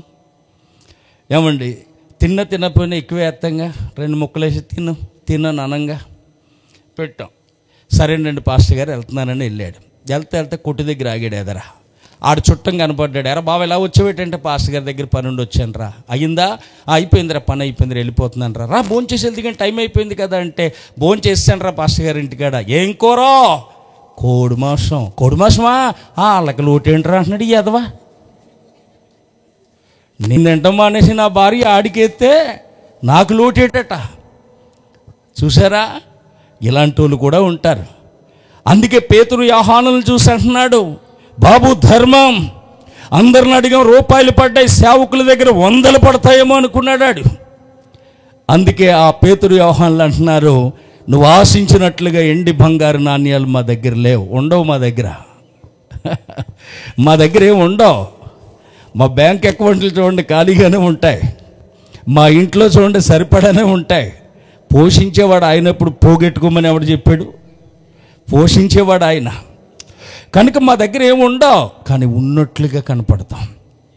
ఆ కనపడటాన్ని చూసి ఏమంటే అంటున్నాడు, బాబు ధర్మం నువ్వు ఆశించినట్లుగా, నువ్వు అనుకుంటున్నట్లుగా ఎండి బంగారు నాణ్యాలు మా దగ్గర లేవు. మేమేది కలిగి ఉన్నామో, ఏది ధరించుకున్నామో, ఏది ప్రకటిస్తున్నామో, ఆ నజరేయుడైన యేసు నామములో లేచి నిలబడు. ఆ నామంలో ఉన్న ప్రభావం వాడు చీలమండలంలోనికి వెళ్ళి చీలమండల బలం పొందినయట, లేవగలిగాడట, నిలబడగలిగాడట, నడవగలిగాడట, పరిగెత్తాడట. చేతులెత్తి స్తోత్రం చెప్పండి. ఆరోగ్యం రాగానే అమ్మ నాన్న దగ్గరికి పరిగెత్తాలి, కాళ్ళు వచ్చేసినాయి అని. స్నేహితుల దగ్గరికి పరిగెత్తాలి, కాళ్ళు వచ్చేసినాయి అని. ఏమండి, లేకపోతే పుష్పట్రు కదా, ఇప్పుడు అదే ఎక్కడికక్కడ. ఏమండి, ఆటలకి పరిగెత్తాలి. కానీ అలా పరిగెత్తకుండా కాళ్ళు ఇచ్చిన దేవుడి దగ్గరికి పరిగెత్తాడు. దేవాలయానికి పరిగెత్తుకుంటూ సేవకుల కంటే ముందు పరిగెత్తుకెళ్ళాడట. ఎందుకు వెళ్ళాడు? అప్పుడు ఎప్పుడైనా ఆలోచించారా? ఎందుకు వెళ్ళాడు, మందిరానికి ఎందుకు వెళ్ళాడు అని ఆలోచిస్తే నాకు ఒక మాట ఆలోచన ఇలా వచ్చింది నాకండో. ఏం ఆలోచన అంటే, ఇక్కడ అడుక్కుంటున్నాడు. ఎవరో చెప్పులు అట్టుకొచ్చారు, చెప్పులు దొంగతనం చేసే వాళ్ళు కూడా ఉన్నారుగా. ఓసారి ఇలా గుడికి వెళ్తే వాక్యం చెప్పి వాక్యం అయిపోయింది, 3 అయిపోయింది, టైం ఆలస్యం అయిపోయింది, వెళ్ళిపోతే ఒక ఆవిడ నిలబడి నా చెప్పులు అట్టిపోయారు అంటుంది. చెప్పులు అట్టిపోయారు అంటే పాస్టర్ గారు అన్నారు, చెప్పులు చూడమ్మా చెల్లమ్మ అంటే ఎవరో వచ్చి అన్నారు, ఆవిడ వేసిపోతుంది అన్నారు. ఆవిడ్ని కేకేస్తున్నాడు ఈయన, అమ్మ చెల్లమ్మ మాట ఇలా రమ్మ అంటే ఆవిడ అంటదే, ఉండండి ఇప్పటికే ఆలస్యం, 1 గంటన్నర ముగింతారన్నాడు. ఈయన 2 గంటలకు ముగించాడు. 2 దాకా వెళ్ళండి, చూడండి అలాగా ముగించాడు. ఇప్పటికే ఆలస్యం అయిపోయింది అని వెళ్ళిపోతుంటే ఈవిడ్ని అంటున్నారు, ఆవిడ ఇంటి మీ ఇల్లు పక్కనే కదా, అక్కడ తీసుకోమ్మ చెప్పులు. నాకు కుదరదు, అందుకే మీ గుడికి రాం. చెప్పులు ఇక్కడ కాపలా ఉంటామా మేము, అందుకే మీ గుడికి రాం అనగానే ఇంకా పాస్టర్ గారు చెల్లమ్మ అంటే ఆవిడ రావట్లేదు. నాకు ఒళ్ళు మండి పక్కన ఉండి అన్నాను, ఈవిడ చెప్పులు పోతున్నావట అన్నాను. గబగబ వచ్చి కాలు తీసి సారీ నా అనుకున్నాను అంటుంది. ఒక్కో జోడికి 13 ఫినిషులు పెట్టింది. ఏ జోడేంటో తెలదా. మనంతా ఎలా ఉంటుందంటే, అడిగితే కొసరా, అడగకపోతే ఎసరా. అంతే, అడిగితే కొసరా అంటాం, అడగకపోతే ఎసరెట్టేస్తాం. కనుక ప్రియులారా, చెప్పులు దొంగతనాలు చేసే వాళ్ళు కూడా ఉంటారు. అందుకే గుడికి వెళ్ళినప్పుడు చెప్పులు అక్కడ పెట్టి అంటున్నారు, రాయ్ ఈ చెప్పులు చూస్తుండే వచ్చాక ధర్మం చేస్తాను. అలా ఉండండి బాబు, అలా ఉండవండి అంటున్నాడు వీడు. ఎవరు సైకిల్ తెచ్చారు, ఎవరు సైకిల్ చూస్తుండ్రా, ఉండవండి బాబు అది ఎక్కడికి వెళ్తుంది. మోటార్ సైకిల్ పట్టుకొచ్చాడు, ఒరే మోటార్ సైకిల్ చూడరా, ఉండవండి బాబు అది ఎక్కడ పోద్ది. కారు ఎట్టుకొచ్చాడు, ఒరే గీతలు ఎడతారేమో పిల్లలు, అలా ఉండవండి బాబు వెళ్ళండి అంటున్నాడు. ఎక్కడ ఉన్నాడు వీడు? శృంగారం అనే దూరం దగ్గర, దేవాలయం దూరం దగ్గర వెళ్తున్నారు, వస్తున్నారు, ₹1 ధర్మం చేస్తున్నారు. ఎవడ వాహనం వాడు పట్టుకుని వెళ్ళిపోతున్నాడు. ఇవన్నీ చూస్తున్నాడు వీడు. మొన్న నడిచి వచ్చాడు, నిన్న సైకిల్ మీద వచ్చాడు, ఇవాళ మోటార్ సైకిల్ మీద వచ్చాడు. మొన్న సైకిల్ మీద వచ్చాడు, నిన్న మోటార్ సైకిల్ మీద వచ్చాడు, ఇవాళ కారు మీద వచ్చాడు. ఇలాగ కొనుక్కోవటానికి ఈ గుళ్ళోకి వెళ్తున్నారు, దీవించబడిపోతున్నారు, గుళ్ళోకి వెళ్తున్నారు, దీవించబడిపోతున్నారు. కనుక నా కాళ్ళు వస్తే నేను గుడికి వెళ్ళాలి ఆలోచన ఉంది. కనుకే కాళ్ళు రాగానే గుడికి పరిగెత్తాడు. మనం కూడా దేవాలయానికి పరుగులెత్తుకుంటూ రావాలి. దేవాలయంలో ఉన్న ఆశీర్వాదాలు పరిగెత్తుకుని మన దగ్గరికి వస్తాయి. ప్రియులారా, ఆయన చెప్పాడు, నేను చెప్పిన మాట మీరు పాటిస్తే మీలో భేదలు ఉండరని చెప్పాడు ఆయన. ఆశీర్వాదాలు కావాలి అంటే మొదటగా మనం దేవాలయానికి వెళ్ళాలి, మందిరాన్ని ఇష్టపడాలి, మందిరాన్ని కోరుకోవాలి, మందిరాన్ని గౌరవించాలి. మందిరానికి పరుగున కుటుంబాలు తరబడి మనం వస్తే గొప్ప దీవెన ఆశీర్వాదాలు మన జీవితంలో కలుగుతాయి. మందిరం అంటే ఎవరిష్టపడ్డారు బైబిల్లో అని మనం చూస్తే 122 కీర్తన 1వ వచనంలో, యెహోవా మందిరానికి వెళ్ళుదుమని జనులు నాతో అన్నప్పుడు నేను సంతోషించాను. ఎవరైనా? దావీదు మహాచక్రవర్తి. యెహోవా మందిరానికి వెళ్ళుదుమని జనులు నాతో అన్నప్పుడు నేను సంతోషించాను. రాజుగారైనా ఎన్నో తగాదాలు ఉంటాయి, గొడవలు ఉంటాయి. ఎవరైనా వెళ్ళి దావీదా నేను గుడికి వెళ్తున్నానంటే, నేను వచ్చేస్తానుండు బ్రదర్ అని ఇవ్వడట. గుడి అంటే ఆయనకి చాలా ఇష్టం. ఆయన దేవుడి దగ్గర ఒక వరం అడిగాడు. ఎప్పుడైనా మీరు చూసారో లేదో, 27 కీర్తన 4వ వచనంలో, యెహోవా యొద్ద నేను ఒక వరం అడిగితే దానినే నేను వెతుకుచున్నాను. ఆయన ప్రసన్నతను అనుభవించటానికి, ఆయన వాక్యాన్ని ధ్యానం చేయటానికి నా జీవితకాలం అంతా నేను యెహోవా మందిరములో నివాసం ఉండగోరుచున్నాను. బ్రతికినంతకాలం ఆయన పాదాల దగ్గర ఉండాలనుకుంటున్నాను నేను. చూశారా, బ్రతికినంతకాలం ఆయన పాదాల దగ్గర గుళ్ళో గడపాలన్న ఆశ దావీదు మహాచక్రవర్తికి ఉంది. గమనించండి ప్రియులారా, అందుకే గొర్రెలు కాసుకునేవాడు రాజు అయిపోయాడు. అంతగా ఆశీర్వదించబడటానికి కారణం దేవాలయం అంటే ఆయనకి పిచ్చి. మనం కూడా దేవాలయాన్ని ఇష్టపడాలి. ఇష్టమైతే వస్తాం, కష్టమైతే మానేస్తాం. గట్టిగా గుచ్చుకునే వాక్యం వస్తే ఇంక మొత్తం కనపడం. నా కోసమే చెప్పేశారు, మరి ఎవరి కోసం చెప్పాలి? ఎవరి కోసం చెప్పాలి? నా కోసమే చెప్పి మాకు పనే ఉండదు, ఇంక పాపం నీ కోసమే చెప్తాం కదా. వాక్యం అందరికీ, వాక్యం చెప్పే నాకు, ఈయనే నీకు, ఇద్దరిని తెగ్గొడుతుంది. అది రెండంచెలు గల కత్తి. కనుక వాక్యం నచ్చితే రావటం, నచ్చకపోతే మానేయటం కాదు. ప్రభువా నాతో మాట్లాడని ఆయన అడిగి రావాలి అక్కడికి. అప్పుడు ఆయన మాట్లాడినప్పుడు లోబడి నాతో మాట్లాడ వందనాలని చెప్పి వెళ్ళాలి. అప్పుడు దీవించబడతాం. సేవకుడు గద్దించినప్పుడు లోబడాలి. దావీదుని నాతాను గద్దించాడా లేదా? ఆ దుర్మార్గుడివి నువ్వే అన్నాడు. నేను రాజుగారు, నువ్వు ఆప్రేల్ పాస్టర్వే, నేను దశంభాగం ఇస్తే బతుకుతున్నావు, నువ్వు నన్నటవా అన్నాడా? నేను పాపం చేశాను, లోబడ్డాడు. తనకు పుట్టిన పిల్లల్లో ఒక కొడుక్కి నాథానని పేరెట్టాడు. ఎంత కృతజ్ఞత చూడండి. నా బ్రతుకుని గట్టిన సేవకుడి పేరు స్థిరస్థాయిగా నా ఇంట్లో నిలబడాలన్న ఉద్దేశంతో నాథానని పేరు పెట్టుకున్నాడు. నీతిమంతులు నన్ను గద్దించుట నాకు తైలాభిషేకం అన్నాడు. అందుకే దీవించబడ్డాడు. కనుక గమనించండి ప్రియులారా, దావీదుకు మందిరం అంటే చాలా ఇష్టం. ఇంకెవరికి ఇష్టం? రండి దేవుని వాక్యంలో మనం చూస్తే, ప్రియులారా, కీర్తనల మనం చూస్తే దావీదుకి దేవుని మందిరం అంటే ఇష్టం.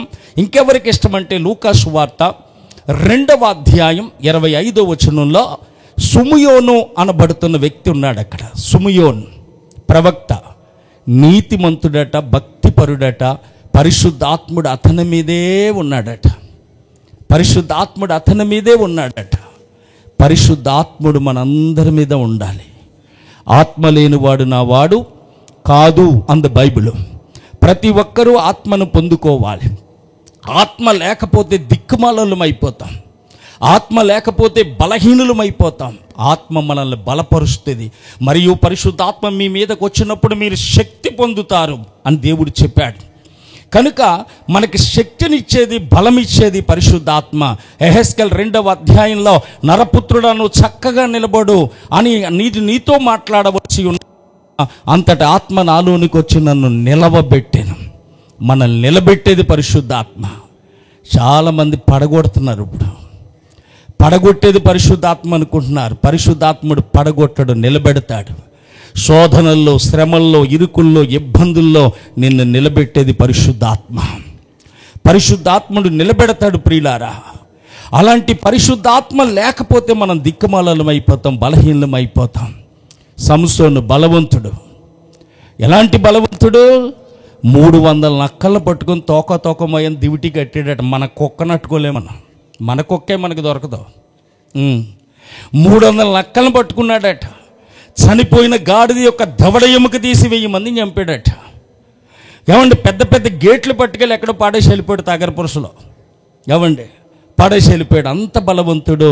దెలీలని అమ్మాయి ఒళ్ళో పడుకున్నాడు, పరిశుద్ధాత్మ లేచి వెళ్ళిపోయాడు. అంతే, బలహీనుడు అయిపోయాడు. ఎలక చచ్చిన కొంపలో నువ్వు కాపురం ఉండవు కదా. చెడిపోయిన నీ హృదయంలో దేవుడు ఎందుకుంటాడు? పాడైపోయిన నీ హృదయంలో, మలినమైన నీ హృదయంలో ప్రభు ఎందుకుంటాడు? కనుక ప్రియులారా, పరిశుద్ధాత్ముడు వదిలేయిపులుగానే ఆయన్ని కట్టేశారు, పీకేశారు. గానుగెద్దుల తిరగలిసిరింతూ ఫిలిస్తీన్లు వచ్చి పిడుగులు గుద్దుతున్నారు. సంసోను పేరెత్తితే అడిలిపోయే ఫిలిస్తీన్లు వచ్చి ఈడేనా సంసోను అని క్యాండ్రకింగ్ చేసి గుద్దుతుంటే, దేవతా గుడి స్తంభాలకు కట్టేస్తే సంసోను ఏడుస్తున్నాడు. సంసోను తీసేసిన డొలపల్లోంచి శమాయింపు వస్తుంది. ప్రభువా, గురిని మరిచిపోయాను, పరిశుద్ధత పోగొట్టుకున్నాను, నీతి పోగొట్టుకున్నాను, యథార్థత పోగొట్టుకున్నాను, చెడిపోయాను, నిన్ను అడగటానికి కూడా నాకు అర్హత లేదు, ఈ ఒక్కసారి నన్ను బలపరుచు అన్నాడు. పరిశుద్ధాత్మ దేవుడు వెంటనే ఆయన మీదకి దిగి వచ్చాడు. పరిశుద్ధాత్మ ఎప్పుడు నిన్ను వదిలేసిందో నీకు తెలుసు, ఎక్కడ వదిలేసిందో నీకు తెలుసు, ఎందుకు వదిలేసిందో నీకు తెలుసు. పడగలిగినప్పుడు మీదకి దిగి వస్తుంది.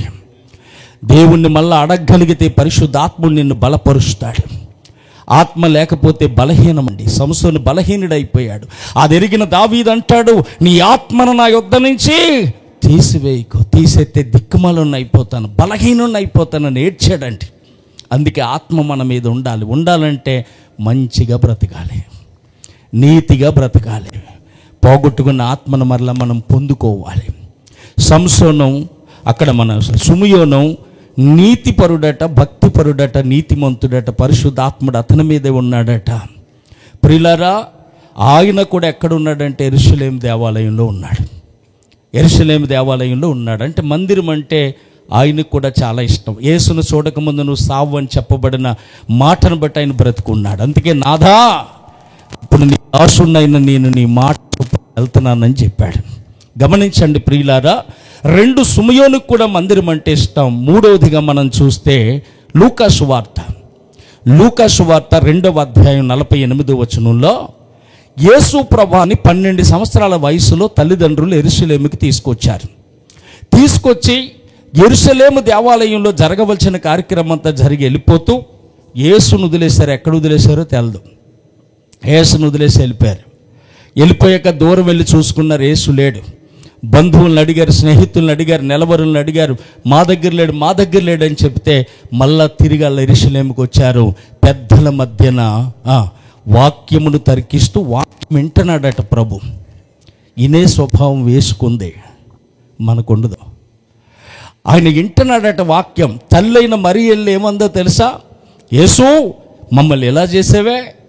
నీ తండ్రియు నేను దుఃఖపడుతూ నిన్ను ఎతుకుచున్నాం. మీరేలా నన్ను ఎతుకుచున్నారు?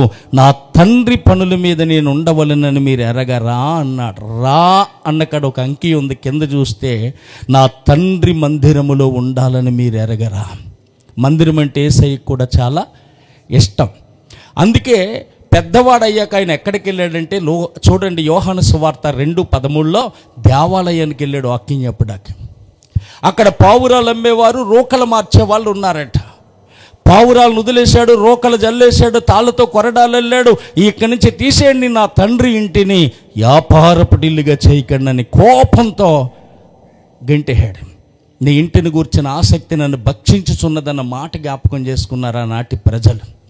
యేసయ్యకు కూడా మందిరం అంటే చాలా ఇష్టం. మందిరం అంటే చాలా ఇష్టపడేవాడు. ప్రియులారా, అందుకే ఆయన పెద్దోడయ్యాక మందిరానికి వెళ్ళాడు. ఆయన వెళ్ళేసరికి ఏం జరుగుతుందంటే వ్యాపారం. ఈరోజు కూడా అనేక మందిరాల్లో ఏం జరుగుతున్నాయంటే వ్యాపారాలే. అనేక మందిరాల్లో వ్యాపారాలు జరుగుతున్నాయి. నేను ఒక చోటకి వెళ్ళాను, వరంగల్ ఆతలకి. అక్కడ చర్చుకు మయంగా ఒక పెద్ద గెద్ద బొమ్మ పెట్టారు. ఏంటండి గెద్ద అన్నాను. అలా అనకండి, యెహోవా దేవుడు అండి అన్నారు. ఎటు గెద్ద యెహోవా దేవుడా అన్నాను. గెద్ద రెక్కల మీద పిల్లల్ని మోసుకొచ్చినట్లుగా ఐగుప్తు నుంచి మిమ్మల్ని మోసుకొచ్చాను అన్నాడు కదా, గెద్దెట్టేసామన్నారు. సరేలే అని ఊరుకున్నాను. ఒక రెక్క మీద పంచి, ఒక రెక్క మీద సట్టం, మయంగా బొచ్చురుమ్మలు పెట్టారు. ఇవేంటన్నాను. ఈ 3 రోజుల ప్రార్థనలో ఆ బట్టలు అలాగే ఉంటాయి. 3 రోజులు అయ్యాక అభిషేకం దిగి వస్తుంది. ఎవరు ఎక్కువ పాడుకొని బీరువాళ్ళు పెట్టుకుంటారు లక్షాధికారులు అయిపోతారు అంటున్నాడు. అంటే బట్టలు అమ్ముకొని బతికేస్తున్నాడు అన్నమాట. ఏం జరుగుతుంది అక్కడ? వ్యాపారం. నేను మరొక చోటుకి వెళ్ళాను. అక్కడ బూడిది పండగ, బూరుల పండగ కాదు, బూడిది పండగ. బూడిది ఆ పండగ నెల ఉందనగా ఇటుక బట్టీల దగ్గర తోలినట్లుగా లారీలతో బూడిది తోలేస్తారు. 1 కిలోమీటర్ పొడుగు. అవన్నీ బత్తాలతో ఎత్తుతారు. జనాలు కూడా విపరీతంగా వెళ్తారు. అంగమా ఉన్న చోటకి వెళ్తారు. సత్యవాక్యం ఉన్న కాడికి సరిగా రారు. జనాలు తండోపతండులుగా వెళుతూ ఆ బత్త బూడిద ఎంత అని అడుగుతారు. 1000 రూపాయలు చెప్తాడు. 1000 ఇచ్చి బత్త తీసుకుంటారు. బలిపీఠం దగ్గరికి వెళ్తారు. పాస్టర్ గారు గోంచెన్స్ అంగి వేసుకొని కుర్చీలో కూర్చుంటే ఆయన ఏం చేసేస్తారు బూడిది. ఈ పైనుంచి కింద పడ్డ బూడిది పొట్లాలు కడతారు. ఎంత పొట్లం వెయ్య. ఏమమ్ముకొని బతికేస్తున్నాడు? బూడిది. ఈరోజు వ్యాపారాలు, నీళ్ళు అమ్మేవారు, నూనె అమ్మేవారు, కచ్చీబులు అమ్మేవారు, జెండాలు అమ్మేవారు, రకరకాల వ్యాపారాలు. కానీ ఏ వ్యాపారం లేకుండా సత్యవాక్యం సరిగా చెప్పే చర్చిలో విశ్వాసులైనందుకు ధన్యులు. తప్పట్లు కొట్టండి. హల్లెలూయా. కనుక ప్రియులారా, యేసు ప్రభు కూడా మందిరం అంటే ఇష్టం. దావీదుకు మందిరం అంటే ఇష్టం. సుమయోనికి మందిరం అంటే ఇష్టం. యేసు ప్రభు కూడా మందిరం అంటే చాలా ఇష్టం. ఇక 4వదిగా ఎవరికి ఇష్టం అని మనం చూస్తే లూకాసు వార్త 2వ అధ్యాయం 36వ వచనాన్ని మనం చదివితే అక్కడ ఒక చక్కటి మాట ఉంది. ఇశ్రాయేలు గోత్రికురాలట పనుయేలు కుమార్తె అయిన అన్నా అనే ఒక ప్రవక్తిని పెళ్ళి 7 సంవత్సరాలు భర్తతో కాపురం చేసింది. భర్త చనిపోయాడు. 84 సంవత్సరాల ఎదవరాలయ్యుండి దేవాలయంలో ఎడవక రాత్రి పగలు దేవునికి ప్రీతికరమైన సేవ చేసింది ఉపవాస ప్రార్థనల ద్వారా. 7 సంవత్సరాలు భర్తతో కాపురం చేసింది. భర్త చనిపోయాడు. అమ్మగారింటికి వెళ్ళలేదు, అత్తారింటికి వెళ్ళలేదు, హైదరాబాద్ పనులకి అసలే వెళ్ళలేదు. మరి ఎక్కడికి వెళ్ళింది? ఆలయంలోకి వెళ్ళిపోయింది. 84 సంవత్సరాలు దేవాలయమును ఎడవకుండా రాత్రి పగలు ఉపవాసాలుండి ప్రార్థన చేసిందని రాయబడింది అక్కడ. అన్నకు కూడా మందిరం అంటే చాలా ఇష్టం. దావీదు ఇష్టపడే మందిరం, సుమయోను ఇష్టపడే మందిరం, యేసయ్య ఇష్టపడే మందిరం, అన్నా ఇష్టపడే మందిరం, కుంటోడు పరిగెత్తి ఇష్టపడిన మందిరాన్ని ఈ మధ్యాహ్నం నువ్వు నేను ఇష్టపడితే, మనం మందిరాన్ని ప్రేమించగలిగితే, గౌరవించగలిగితే, మందిరాన్ని వదలకుండా ఒక్క వారం కూడా మానకుండా రాగలిగితే, ప్రియులారా, దీవెనలు మన ఇంటికి వస్తాయి. నాకు ఒకే ఒక కొడుకు, ఒక కూతురు. నా కొడుక్కి కూతురికి పెళ్ళిళ్ళు చేశాను. నా కొడుకు 29 సంవత్సరాలు, పాపకి 27 సంవత్సరాలు. ఇద్దరికి పెళ్ళిళ్ళు చేశాను. పాపకు పిల్లలు పుట్టలేదు. మా బాబుకి 2 కొడుకులు పుట్టారు. పెద్దోడికి 2 సంవత్సరాలు, చిన్నోడికి 4వ నెల. అందరూ సంటిపిల్ల తల్లిని 5వ నెలలో తీసుకొస్తారు హిందువులు. నేనన్నాను, మనం అలా తీసుకురాకూడదే, 4వ నెలలో తీసుకొచ్చాను. నా కొడుకు 7వ తరగతి చదువుతున్నప్పుడే ప్రభుని రక్షకుడిగా అంగీకరించాడు. 7వ తరగతి చదువుతున్నప్పుడు ప్రభుని రక్షకుడిగా అంగీకరించాడు నా కొడుకు. బాప్తిసం పొందాడు, పరిశుద్ధాత్మ చేత నింపబడ్డాడు. తర్వాత ఆయన 16వ సంవత్సరం వయసు వచ్చినప్పుడు దేవుడి సేవకు రమ్మంటే సేవకు వచ్చాడు. అభిషేకం పొందాడు. బలమైన సేవ. 2 చోట్ల సంఘాలు కట్టి మొత్తం అన్ని చోట్ల తిరిగేవాడు. బాగా మీకు తెలుస్తుంది ఫేస్బుక్లో బద్దిరెడ్డి ప్రేమ్ కుమార్, ఏమండి, దైవ ప్రేమ సన్నిధి లేదా దైవ ప్రేమ మినిస్ట్రీ, బద్దిరెడ్డి ప్రేమ్ కుమార్ అని మంచి సేవ చేశాడు. ఆ కొడుకు ప్రియులరా 2021వ సంవత్సరం ఏప్రిల్ నెలకి పెళ్ళయి 6 సంవత్సరాలు అయ్యింది. ఒక కొడుకు 2 సంవత్సరాలు, చిన్నోడికి 4వ నెల, ఆడికి పెళ్ళయి 6వ సంవత్సరం. ఏప్రిల్ 7వ తారీఖున 6వ సంవత్సరం పెళ్లి రోజు చేసుకున్నాడండి. ఏప్రిల్ 23వ తారీఖున కరోనాతో ప్రభు దగ్గరికి వెళ్ళిపోయాడు. నా కొడుకు చనిపోయాడు. కొడుకు చనిపోయాక శవాన్ని కూడా ఇవ్వనన్నారు. చాలా బ్రతిమాలం, ఇచ్చాడు, తీసుకొచ్చాం. గొయ్యి కూడా తీయనన్నారు. ఊళ్ళో అందరు అల్లిపోయారు, తలుపులు వేసేసుకున్నారు. మంచినీళ్ళు ఇచ్చే వాళ్ళు కూడా లేరు. నా సంఘం వాళ్ళే వెళ్ళి గొయ్యి తవ్వారు. తీసుకెళ్ళాను, ఎవ్వరూ లేరు. ఈ చేత్తో గోరు ముద్దలు పెట్టుకుని, ఈ చేత్తో అల్లారు ముద్దుగా పెంచుకున్న నేను ఇదే నా కొడుకుని మట్టికి అప్పగించాను. నేనే సమాధి చేసుకున్నాను. ఆ రోజు శుక్రవారం రాత్రి 10 గంటలకి సమాధి చేసి 11 గంటలకి ఇంటికి వెళ్ళి మోకరించి ప్రభుతో చెప్పాను, నీ పరలోక రాజ్యంలో నీ పాదాల దగ్గర నా ఇంట్లో ఒకరికి చోటిచ్చినందుకు వందనాలు ప్రభువా అని చెప్పాను. వందనాలు ప్రభువా అని చెప్పి ఆ రాత్రి ఏడుస్తూ పడుకున్నాను. శనివారం ఏడుస్తూ పడుకున్నాను. ఆదివారం ఉదయం అయ్యేసరికి ఆ రాత్రి దేవుడు నాతో మాట్లాడాడు.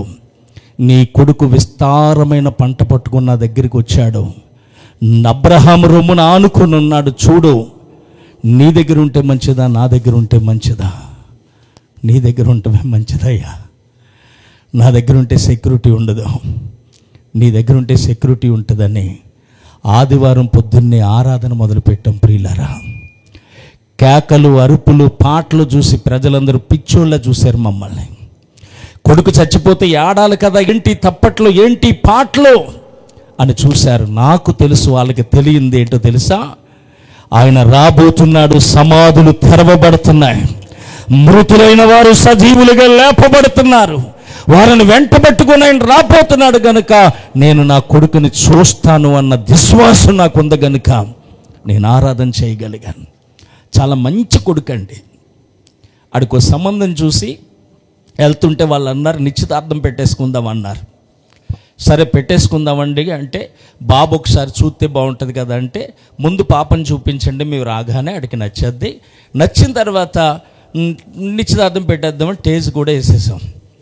ఆ రోజు ముందు రోజు రాత్రి నాకు చాలా బలహీనమైంది. మీటింగ్కి వెళ్తే 2 గంటల దాకా నిద్ర లేదు, సెలవులు ఎక్కినాయి. ఆ మన్నాడు పొద్దున బాగానే ఉన్నాను, కానీ మళ్ళా నీరసం వచ్చింది, వెళ్ళటం కొంచెం లేట్ అయింది. 11 గంటలకు బయలుదేరి మేము వెళ్తూ నా కొడుకు డ్రైవింగ్ చేస్తున్నాను, పక్కన కూర్చున్నాను. కారు నడపడం కూడా మర్చిపోయాను నేను. ఆడ ఎదిగాక ఆడే తీసుకెళ్ళేవాడు ఎక్కడికైనా. ఇవాళ ఉంటే ఆడే వచ్చినేమో మీటింగ్కి, అంత బాగా వాక్యం చెప్పగలడు. అలాంటి కొడుకుని కన్నందుకు, అలాంటి కొడుకుని నాకు దేవుడు ఇచ్చినందుకు నేను ధన్యుణ్ణని చెప్పగలను ఇక్కడ. ఎందుకంటే ఎంత మంచోడు. ఒక మాటనండి యవనస్తులారా, వెళుతూ అన్నాను, బాబు పాపను చూడాలంటావా అన్నాడు. ఏడాడి అన్నాడు. ఈ తండ్రి నిన్ను మోసం చేయొచ్చేమో, కానీ ఆ తండ్రి నిన్ను మోసం చేయడు కదా. చూస్తే రేపొద్దున ఏం చెప్తారు మైకట్టుకొని, చూడకుండా చేసుకోవటం మంచిదిరా అన్నాను. ఆ నాతో ఇలా చూసి అన్నాడు, కారు ఆఫ్ చేసి, నేను ఇంటికి వెళ్ళిపోతాను, మీరు నిశ్చితార్థం చేసుకొచ్చేయండి అన్నాడు. నేను ఇంటికి వెళ్ళిపోతాను, నిశ్చితార్థం చేసుకురండి అన్నాడు. తీసుకెళ్ళాను, కూర్చోబెట్టాను.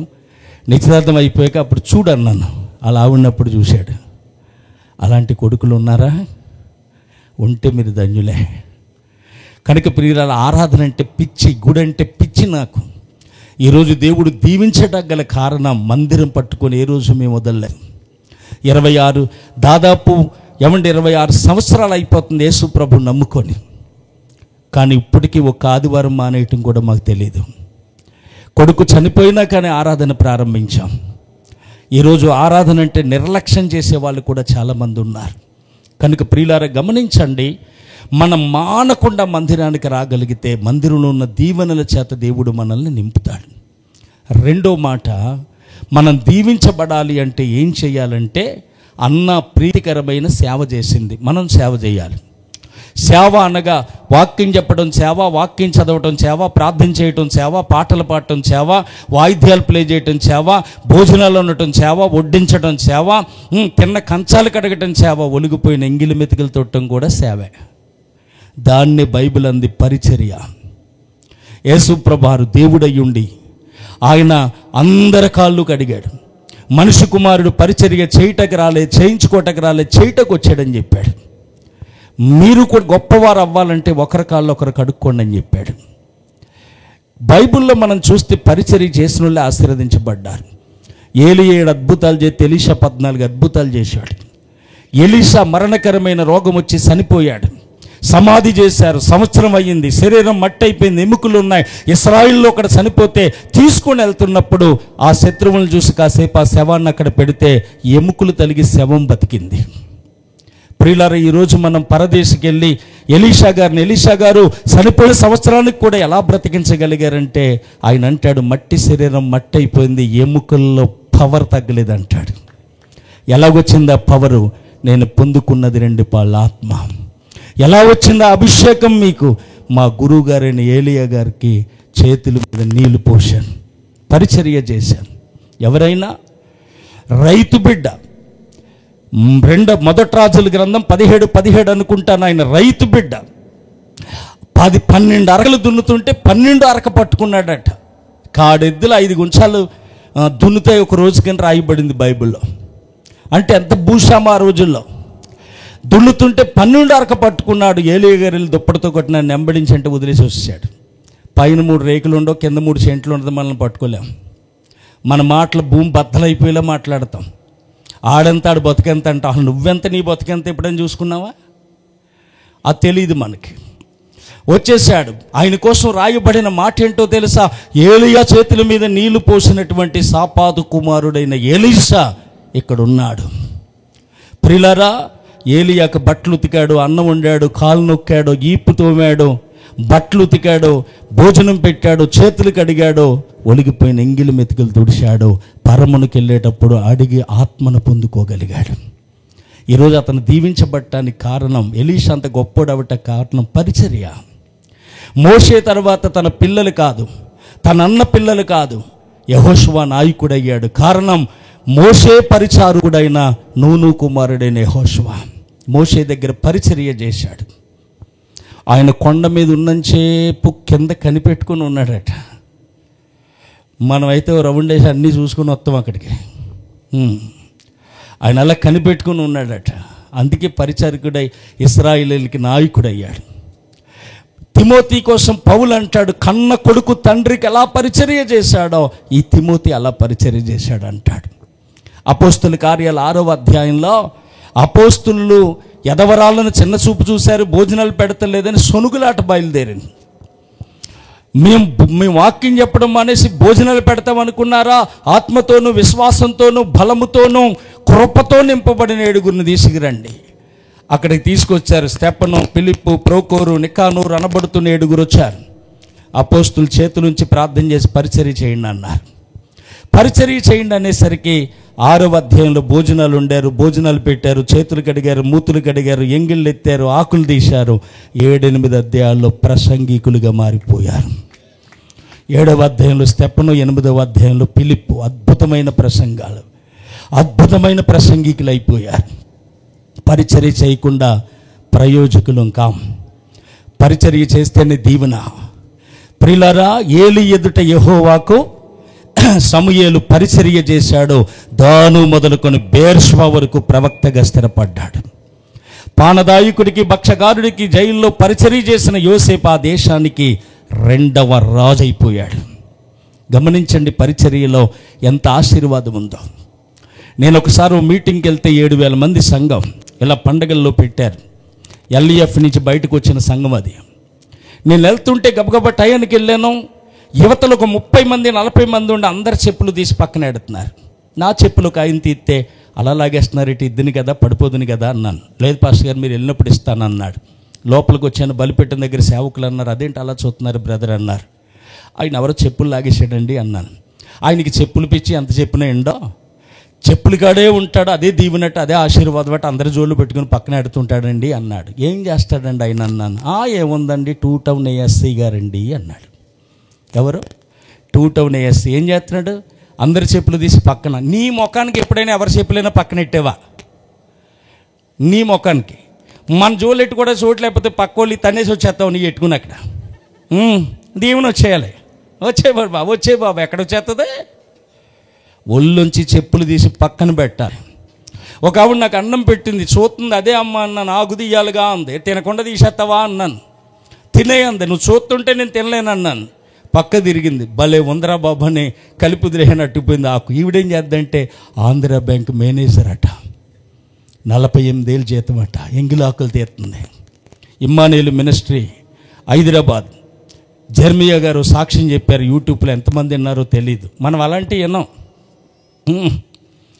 మనం చూసి కొన్ని ఉంటాయి అందులో, ఇలాంటివి చూడం.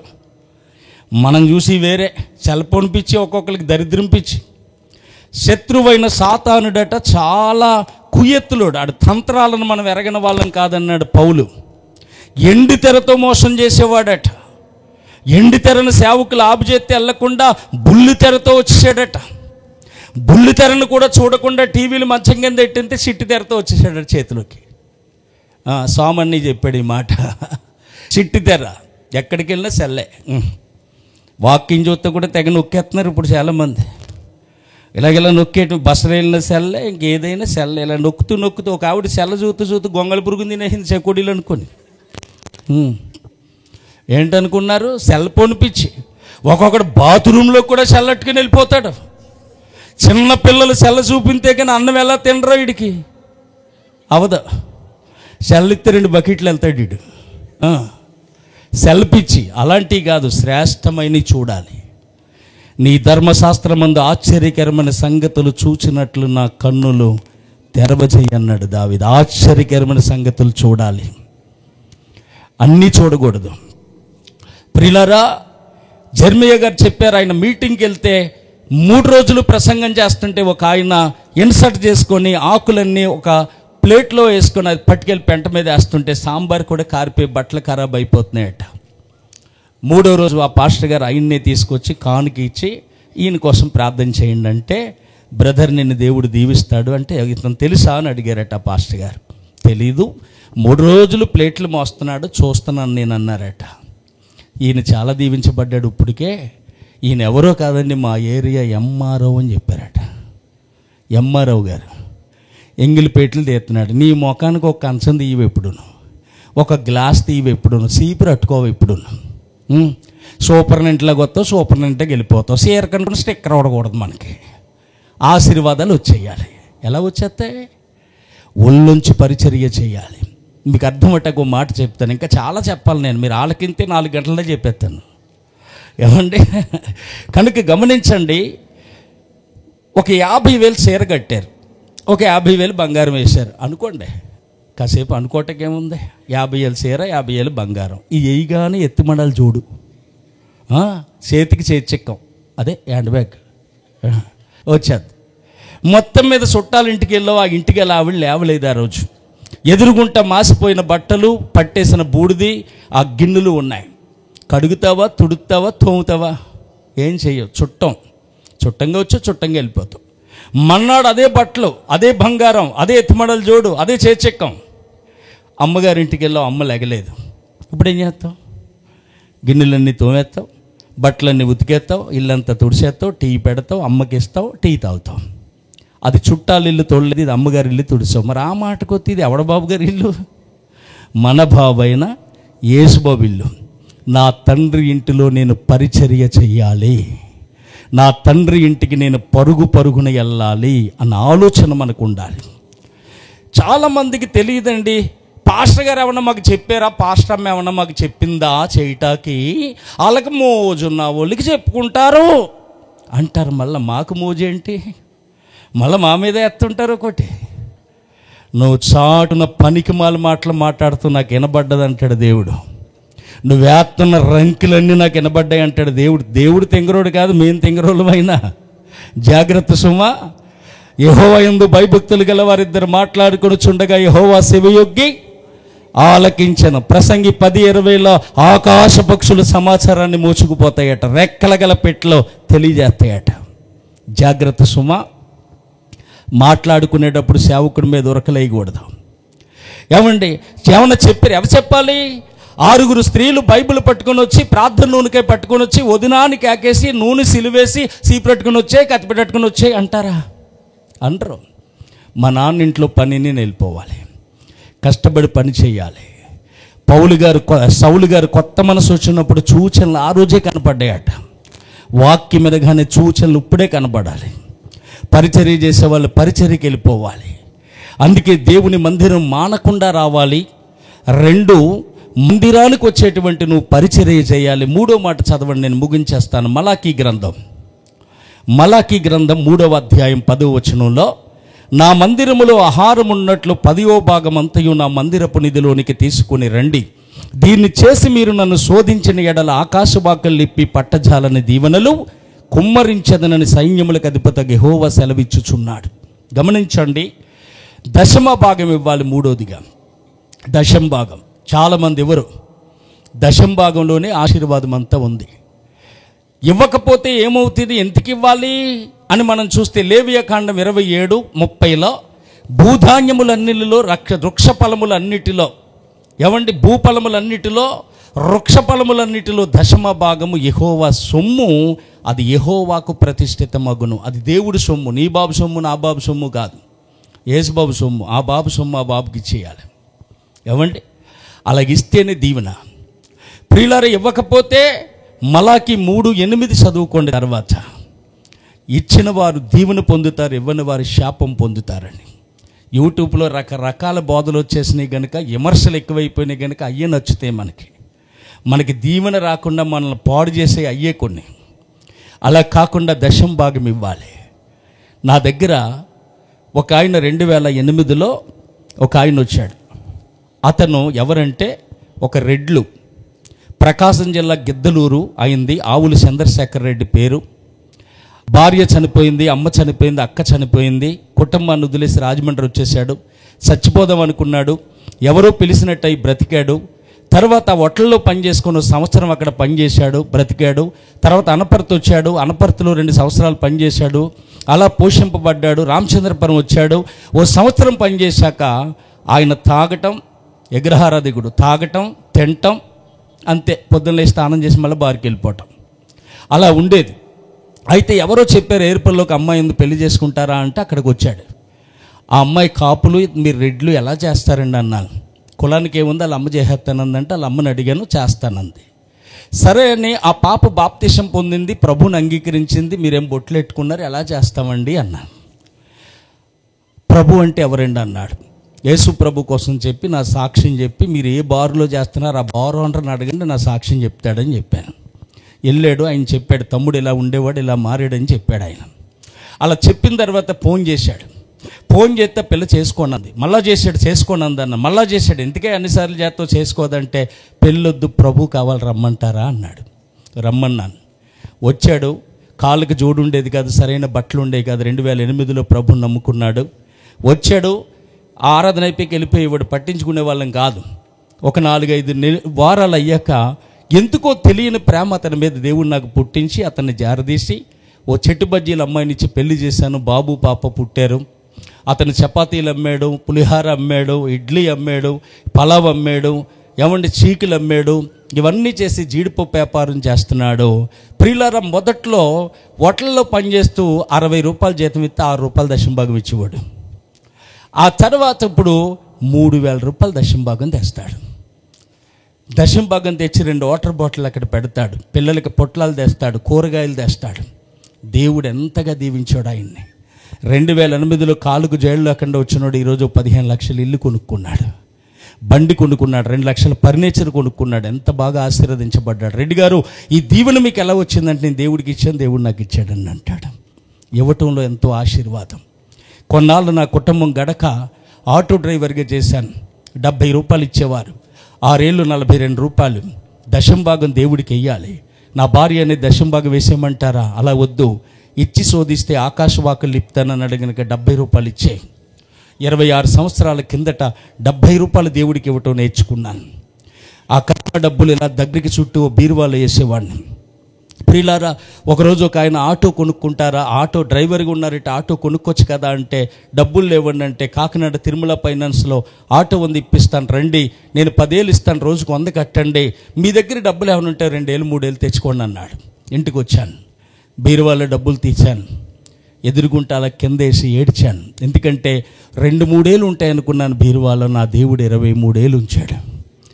నా చేత్తో నేను పెట్టలేదు. నేను వాక్యాన్ని నమ్ముతాను. నేను చదువుకున్నది 2వ తరగతి. ఎంతో చదివిసాను అనుకుంటారు. 2వ తరగతి చదువుకున్నాను. చదివినప్పుడు చదివించడానికి స్తోమత ఉన్న మా తాతయ్య గారు చనిపోయాక మగాళ్ళు ఇంకెవరు వ్యాపారం చేసే వాళ్ళకి వ్యాపారంలో పెట్టేశారు నన్ను. బైబిల్ దగ్గరికి వచ్చేదాకా నాకు చదువు వచ్చేది కాదు. కనుక ప్రియులారా, ఆ డబ్బులు లెక్కపెట్టి బోరుమని ఇచ్చాను. ఎందుకంటే వాక్యాన్ని నమ్ముతాను. ఇవ్వండి మీకు ఇవ్వబడును. ఇచ్చాను, దేవుడు ఇచ్చాడు. మధ్యాహ్నం దాకా ఆటో డ్రైవర్ని, మధ్య నుంచి ఆటో ఓనర్ని. 6 నెలలు ఆటో నడిపాను. దేవుడి సేవకు రమ్మన్నాడు, ఆటో వదిలి సేవకు వచ్చాను. ఆ రోజు నుంచి ఈ రోజు వరకు నెలకో మీటింగ్ పెడతాను, ఒక సేవకుని పిలుస్తాను, వాక్యం చెప్పించుకుంటాను, మంచి భోజనం పెట్టి విలువైన కానుకిచ్చి పంపుతాను. దేవుడు నాకు ఏ లోటు ఎప్పుడు చేయలేదు. దేవుడు నన్ను ఆశీర్వదించడానికి కారణం, ఒక ఆవిడ నాకు బట్టలు పెట్టింది. 260 రూపాయలు ఆ రోజుల్లో, 2008లో. ఆ బట్టలు తెచ్చి బీరువాలో పెట్టాను. ఒక ఆయనకి బాప్తీసం ఇస్తుంటే ఆ బట్టలు ఇమ్మన్నాడు దేవుడు. ఇచ్చేస్తుంటే మా ఇంటికాడ మా పాస్టమ్మ గారు కొంచెం ఆడోళ్ళకి ఎలాగైనా ఇవ్వటం కొంచెం అదో రకంగా ఉంటుందిగా, కనుక కొనుక్కొని పెట్టుకోండి ఇంట్లో ఎందుకంది. లేదు, దేవుడు ఇమ్మన్నాడు అన్నాను, ఎలాగో చేసుకోండి అంది. ఇచ్చేసాను. ఇచ్చి ఆ రాత్రి మీటింగ్కి వెళ్ళాను. 860 బట్టలు పెట్టారు నాకు. ఆనందం ఎక్కువైపోయింది. మా ఆవిడికి చూపించాలి, ఏమానం ఉంటే ఎక్కేద్దాం అనుకున్న లారీ ఉంది, వెళ్ళిపోయి మా భార్యను లేపితే ఆవిడ కోపంగా లేదు. పాస్టమ్మల కోపం ఉండదులేండి. కోపం ఉంటే సేవే చేయలేం. సేవ అంతా వాళ్ళే చేస్తారు. మేమేదో ప్రసంగం చేయటం తప్ప సేవ అంతా సేవకురాలదే. కనుక లేచింది. ఎట్లయితే 860 అంది. దేవుడు ఏమైనా అన్యాయస్తుడా? 260 బట్టలు ఇస్తే ముఖం పక్కెట్టో 8 గంటలు అవ్వలేదు, 860 బట్టలు పెట్టాడంటే అలాగేం తెలుస్తున్న చీర కూడా ఇచ్చేదిని కదా అన్న. అప్పటి నుంచి చీరలు ఇస్తే చీరలు వస్తున్నాయి ఆవిడికి. మాకే లోటు లేదు. ఇవాళ 10 మందికి పెట్టేలాగే దేవుడు చేశాడు. మా కష్టార్జితంతో, నా దగ్గర ఉన్న పిల్లల సహకారంతో దాదాపు ఒక 40-50 వేల రూపాయల సంవత్సరానికి ఒకసారి లేని వాళ్ళకి బట్టలు పెట్టే కృప దేవుడు ఇచ్చాడు. ప్రియులారా, దేవుడు దీవించడానికి గల కారణాలు ఇంకా ఉన్నాయి. నేను ముగించేస్తున్నాను. మొదటి మాట, ఆరాధన మానకుండా రావాలి. 2వ మాట, పరిచర్య చేయాలి. 3వ మాట, దశమ భాగం ఇవ్వాలి. అప్పుడు మనం దీవించబడతాం. నా కుటుంబం దీవించబడాలి అంటే, ఆశీర్వాదానికి వారసులుగా ఉండాలంటే ఆయన చెప్పింది మనం చెయ్యాలి. లేచి నిలబడదాం.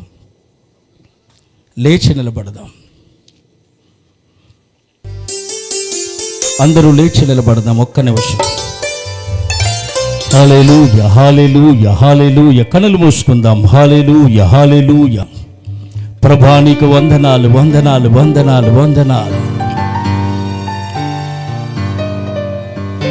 స్తోత్రం, స్తోత్రం, స్తోత్రం.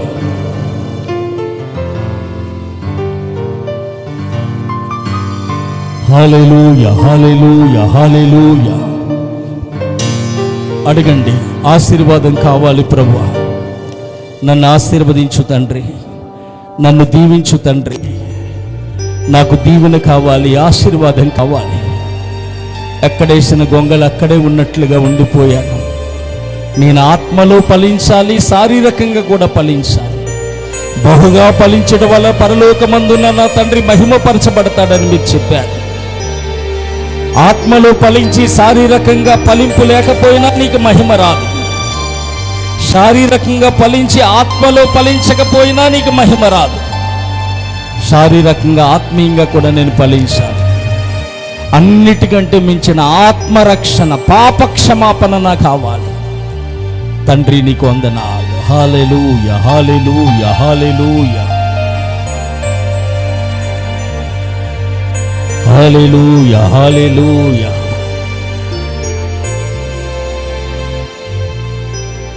యెరూషలేము నుండి యెరికోకి దిగజారి దొంగల చేత కొట్టబడి పడి ఉన్న, యెరూషలేము నుండి యెరికోకి దిగజారి దొంగల చేత కొట్టబడి పడి ఉన్న వాడిని చూసి గాయాలు కడిగిన, వాడిని చూసి గాయాలు కడిగిన ఆ మంచి సమరయుడు యేసేనమ్మా.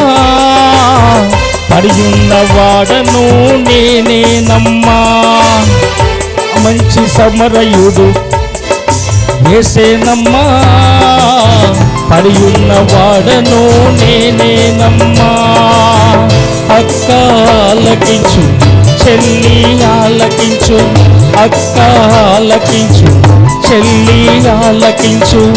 ఆయన ప్రేమను నే వివరింతును, ఆయన ప్రేమను నే వివరింతును.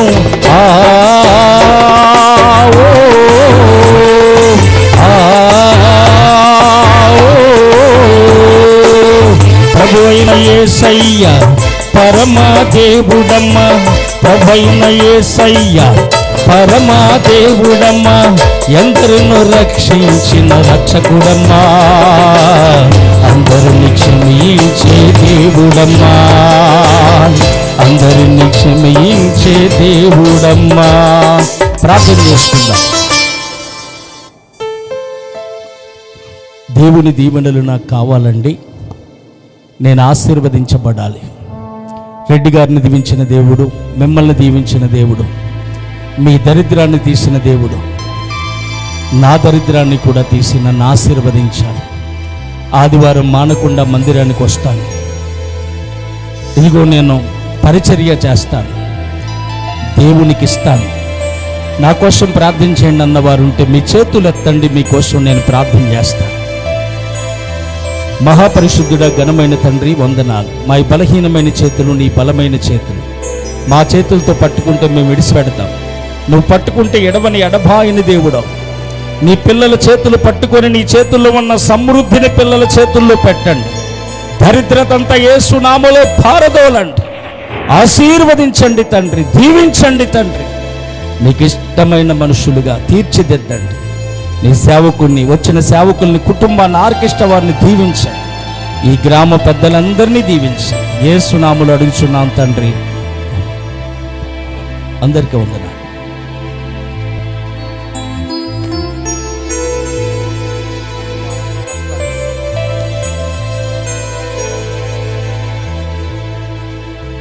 ఒక అద్భుతమైన సందేశం విన్నారు. వారు రాత్రి కాసేపు నేను మాట్లాడినప్పుడు, ఇక్కడికి రాకముందు తన కుమారుడు ప్రభు తీసుకున్నాడన్న పదం వాడినప్పుడు గుండె తరిగిపోయింది. ఒక చిన్న కన్నీరు కూడా రావడానికి నా మనసు ఎందుకో. ఆ స్థితిలో కూడా యేసయ్యను ఆరాధించటం నిజమైన దైవ సేవకుడుకున్న లక్షణం అది. అలాంటి సేవకుని మన ప్రాంతానికి పంపించిన దేవునికే మహిమ కలుగును గాక. నాకు వాస్తవంగా పొగడ్డం ఇష్టం ఉండదు, కానీ రోషము కలిగి ప్రభు కొరకు నిలబడిన సేవకుడి గురించి చెప్పకపోతే అది మంచి పద్ధతి కాదని చెప్తూ ఉన్నాను. వారి సాక్ష్యము ఈరోజు వాక్యం విన్నప్పుడు అనేక మంది ఇక్కడ యవనస్తులు బాగుపడతారని నేను ఖచ్చితంగా నమ్ముతూ ఉన్నాను.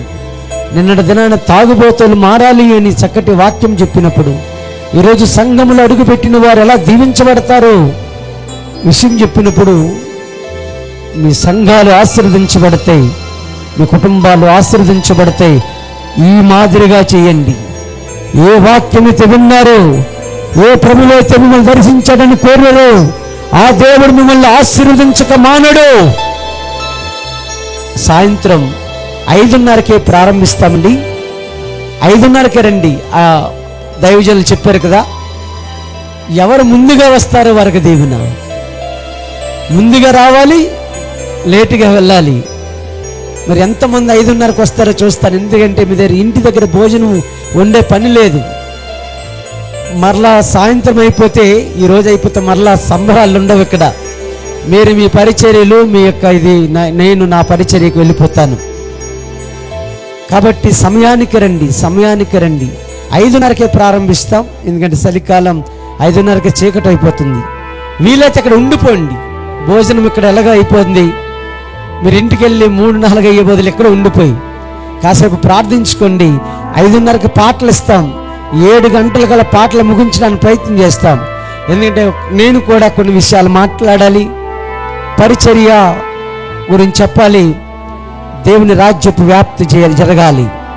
దైవజనులు అరుణ్ కుమార్ గారు రాత్రి కూడా ఒక అద్భుతమైన సందేశం వారు పట్టుకొని వచ్చారు. దేవుడు మీతో మాట్లాడతాడు. నమ్మిన వారు ధన్యులు, నమ్మి వచ్చిన వారు మరీ ధన్యులవుతారు. దేవుని స్తోత్రం. అందరికీ భోజనాలు ఏర్పాటు చేయబడ్డాయి. అందరూ కూడా భోజనం చేసి మీరు వెళ్ళి 5:30 కల్లా వస్తారు. ఈ సమయంలో మా ఆత్మీయ తల్లి అమ్మగారు ఉండటం ఆశీర్వాదకరం. ఆమె వయసు 80 సంవత్సరాలు. అటు ఇటు కదలలేని స్థితిలో కూడా ఆటో పెట్టుకొని ఇక్కడికి వచ్చింది. ఆ తల్లి గారికి నా నిండు వందనాలు. చివరిగా ప్రార్థిస్తారు. ఆ తర్వాత మనం దైవ ఆశీర్వాదాలతో ముగించుకుందాం.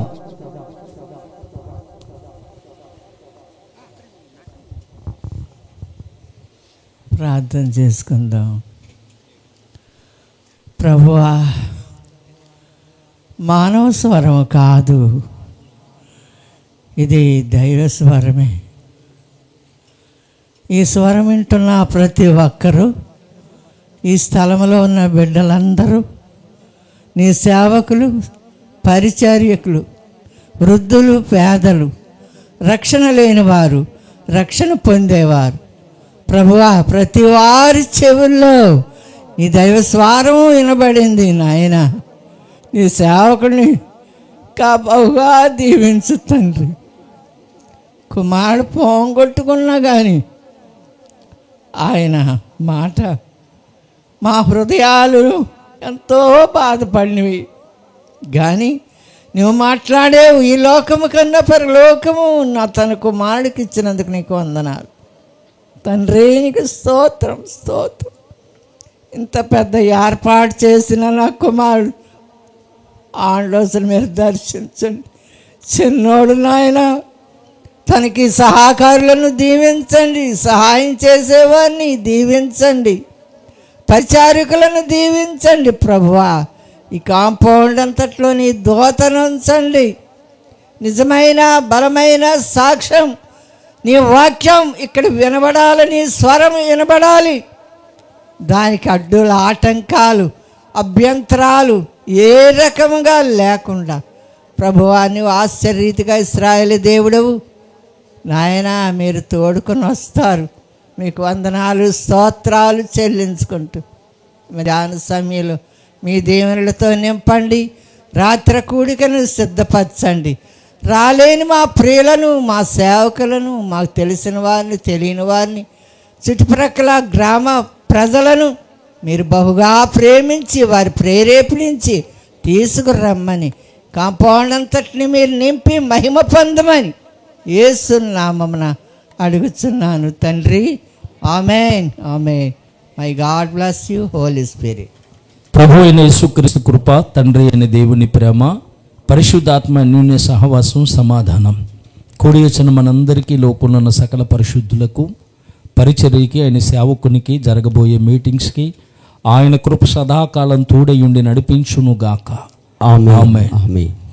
అందరికి వందనాలండి. వెనక్కి అందరూ భోజనానికి వెళ్ళండి. 5:30కి అందరూ తిరిగి రండి. వచ్చిన వారందరికి ధన్యవాదాలు. 5:30కి అద్భుతమైన పరిచర్య మీరు చూడబోతూ ఉన్నారు. బాగా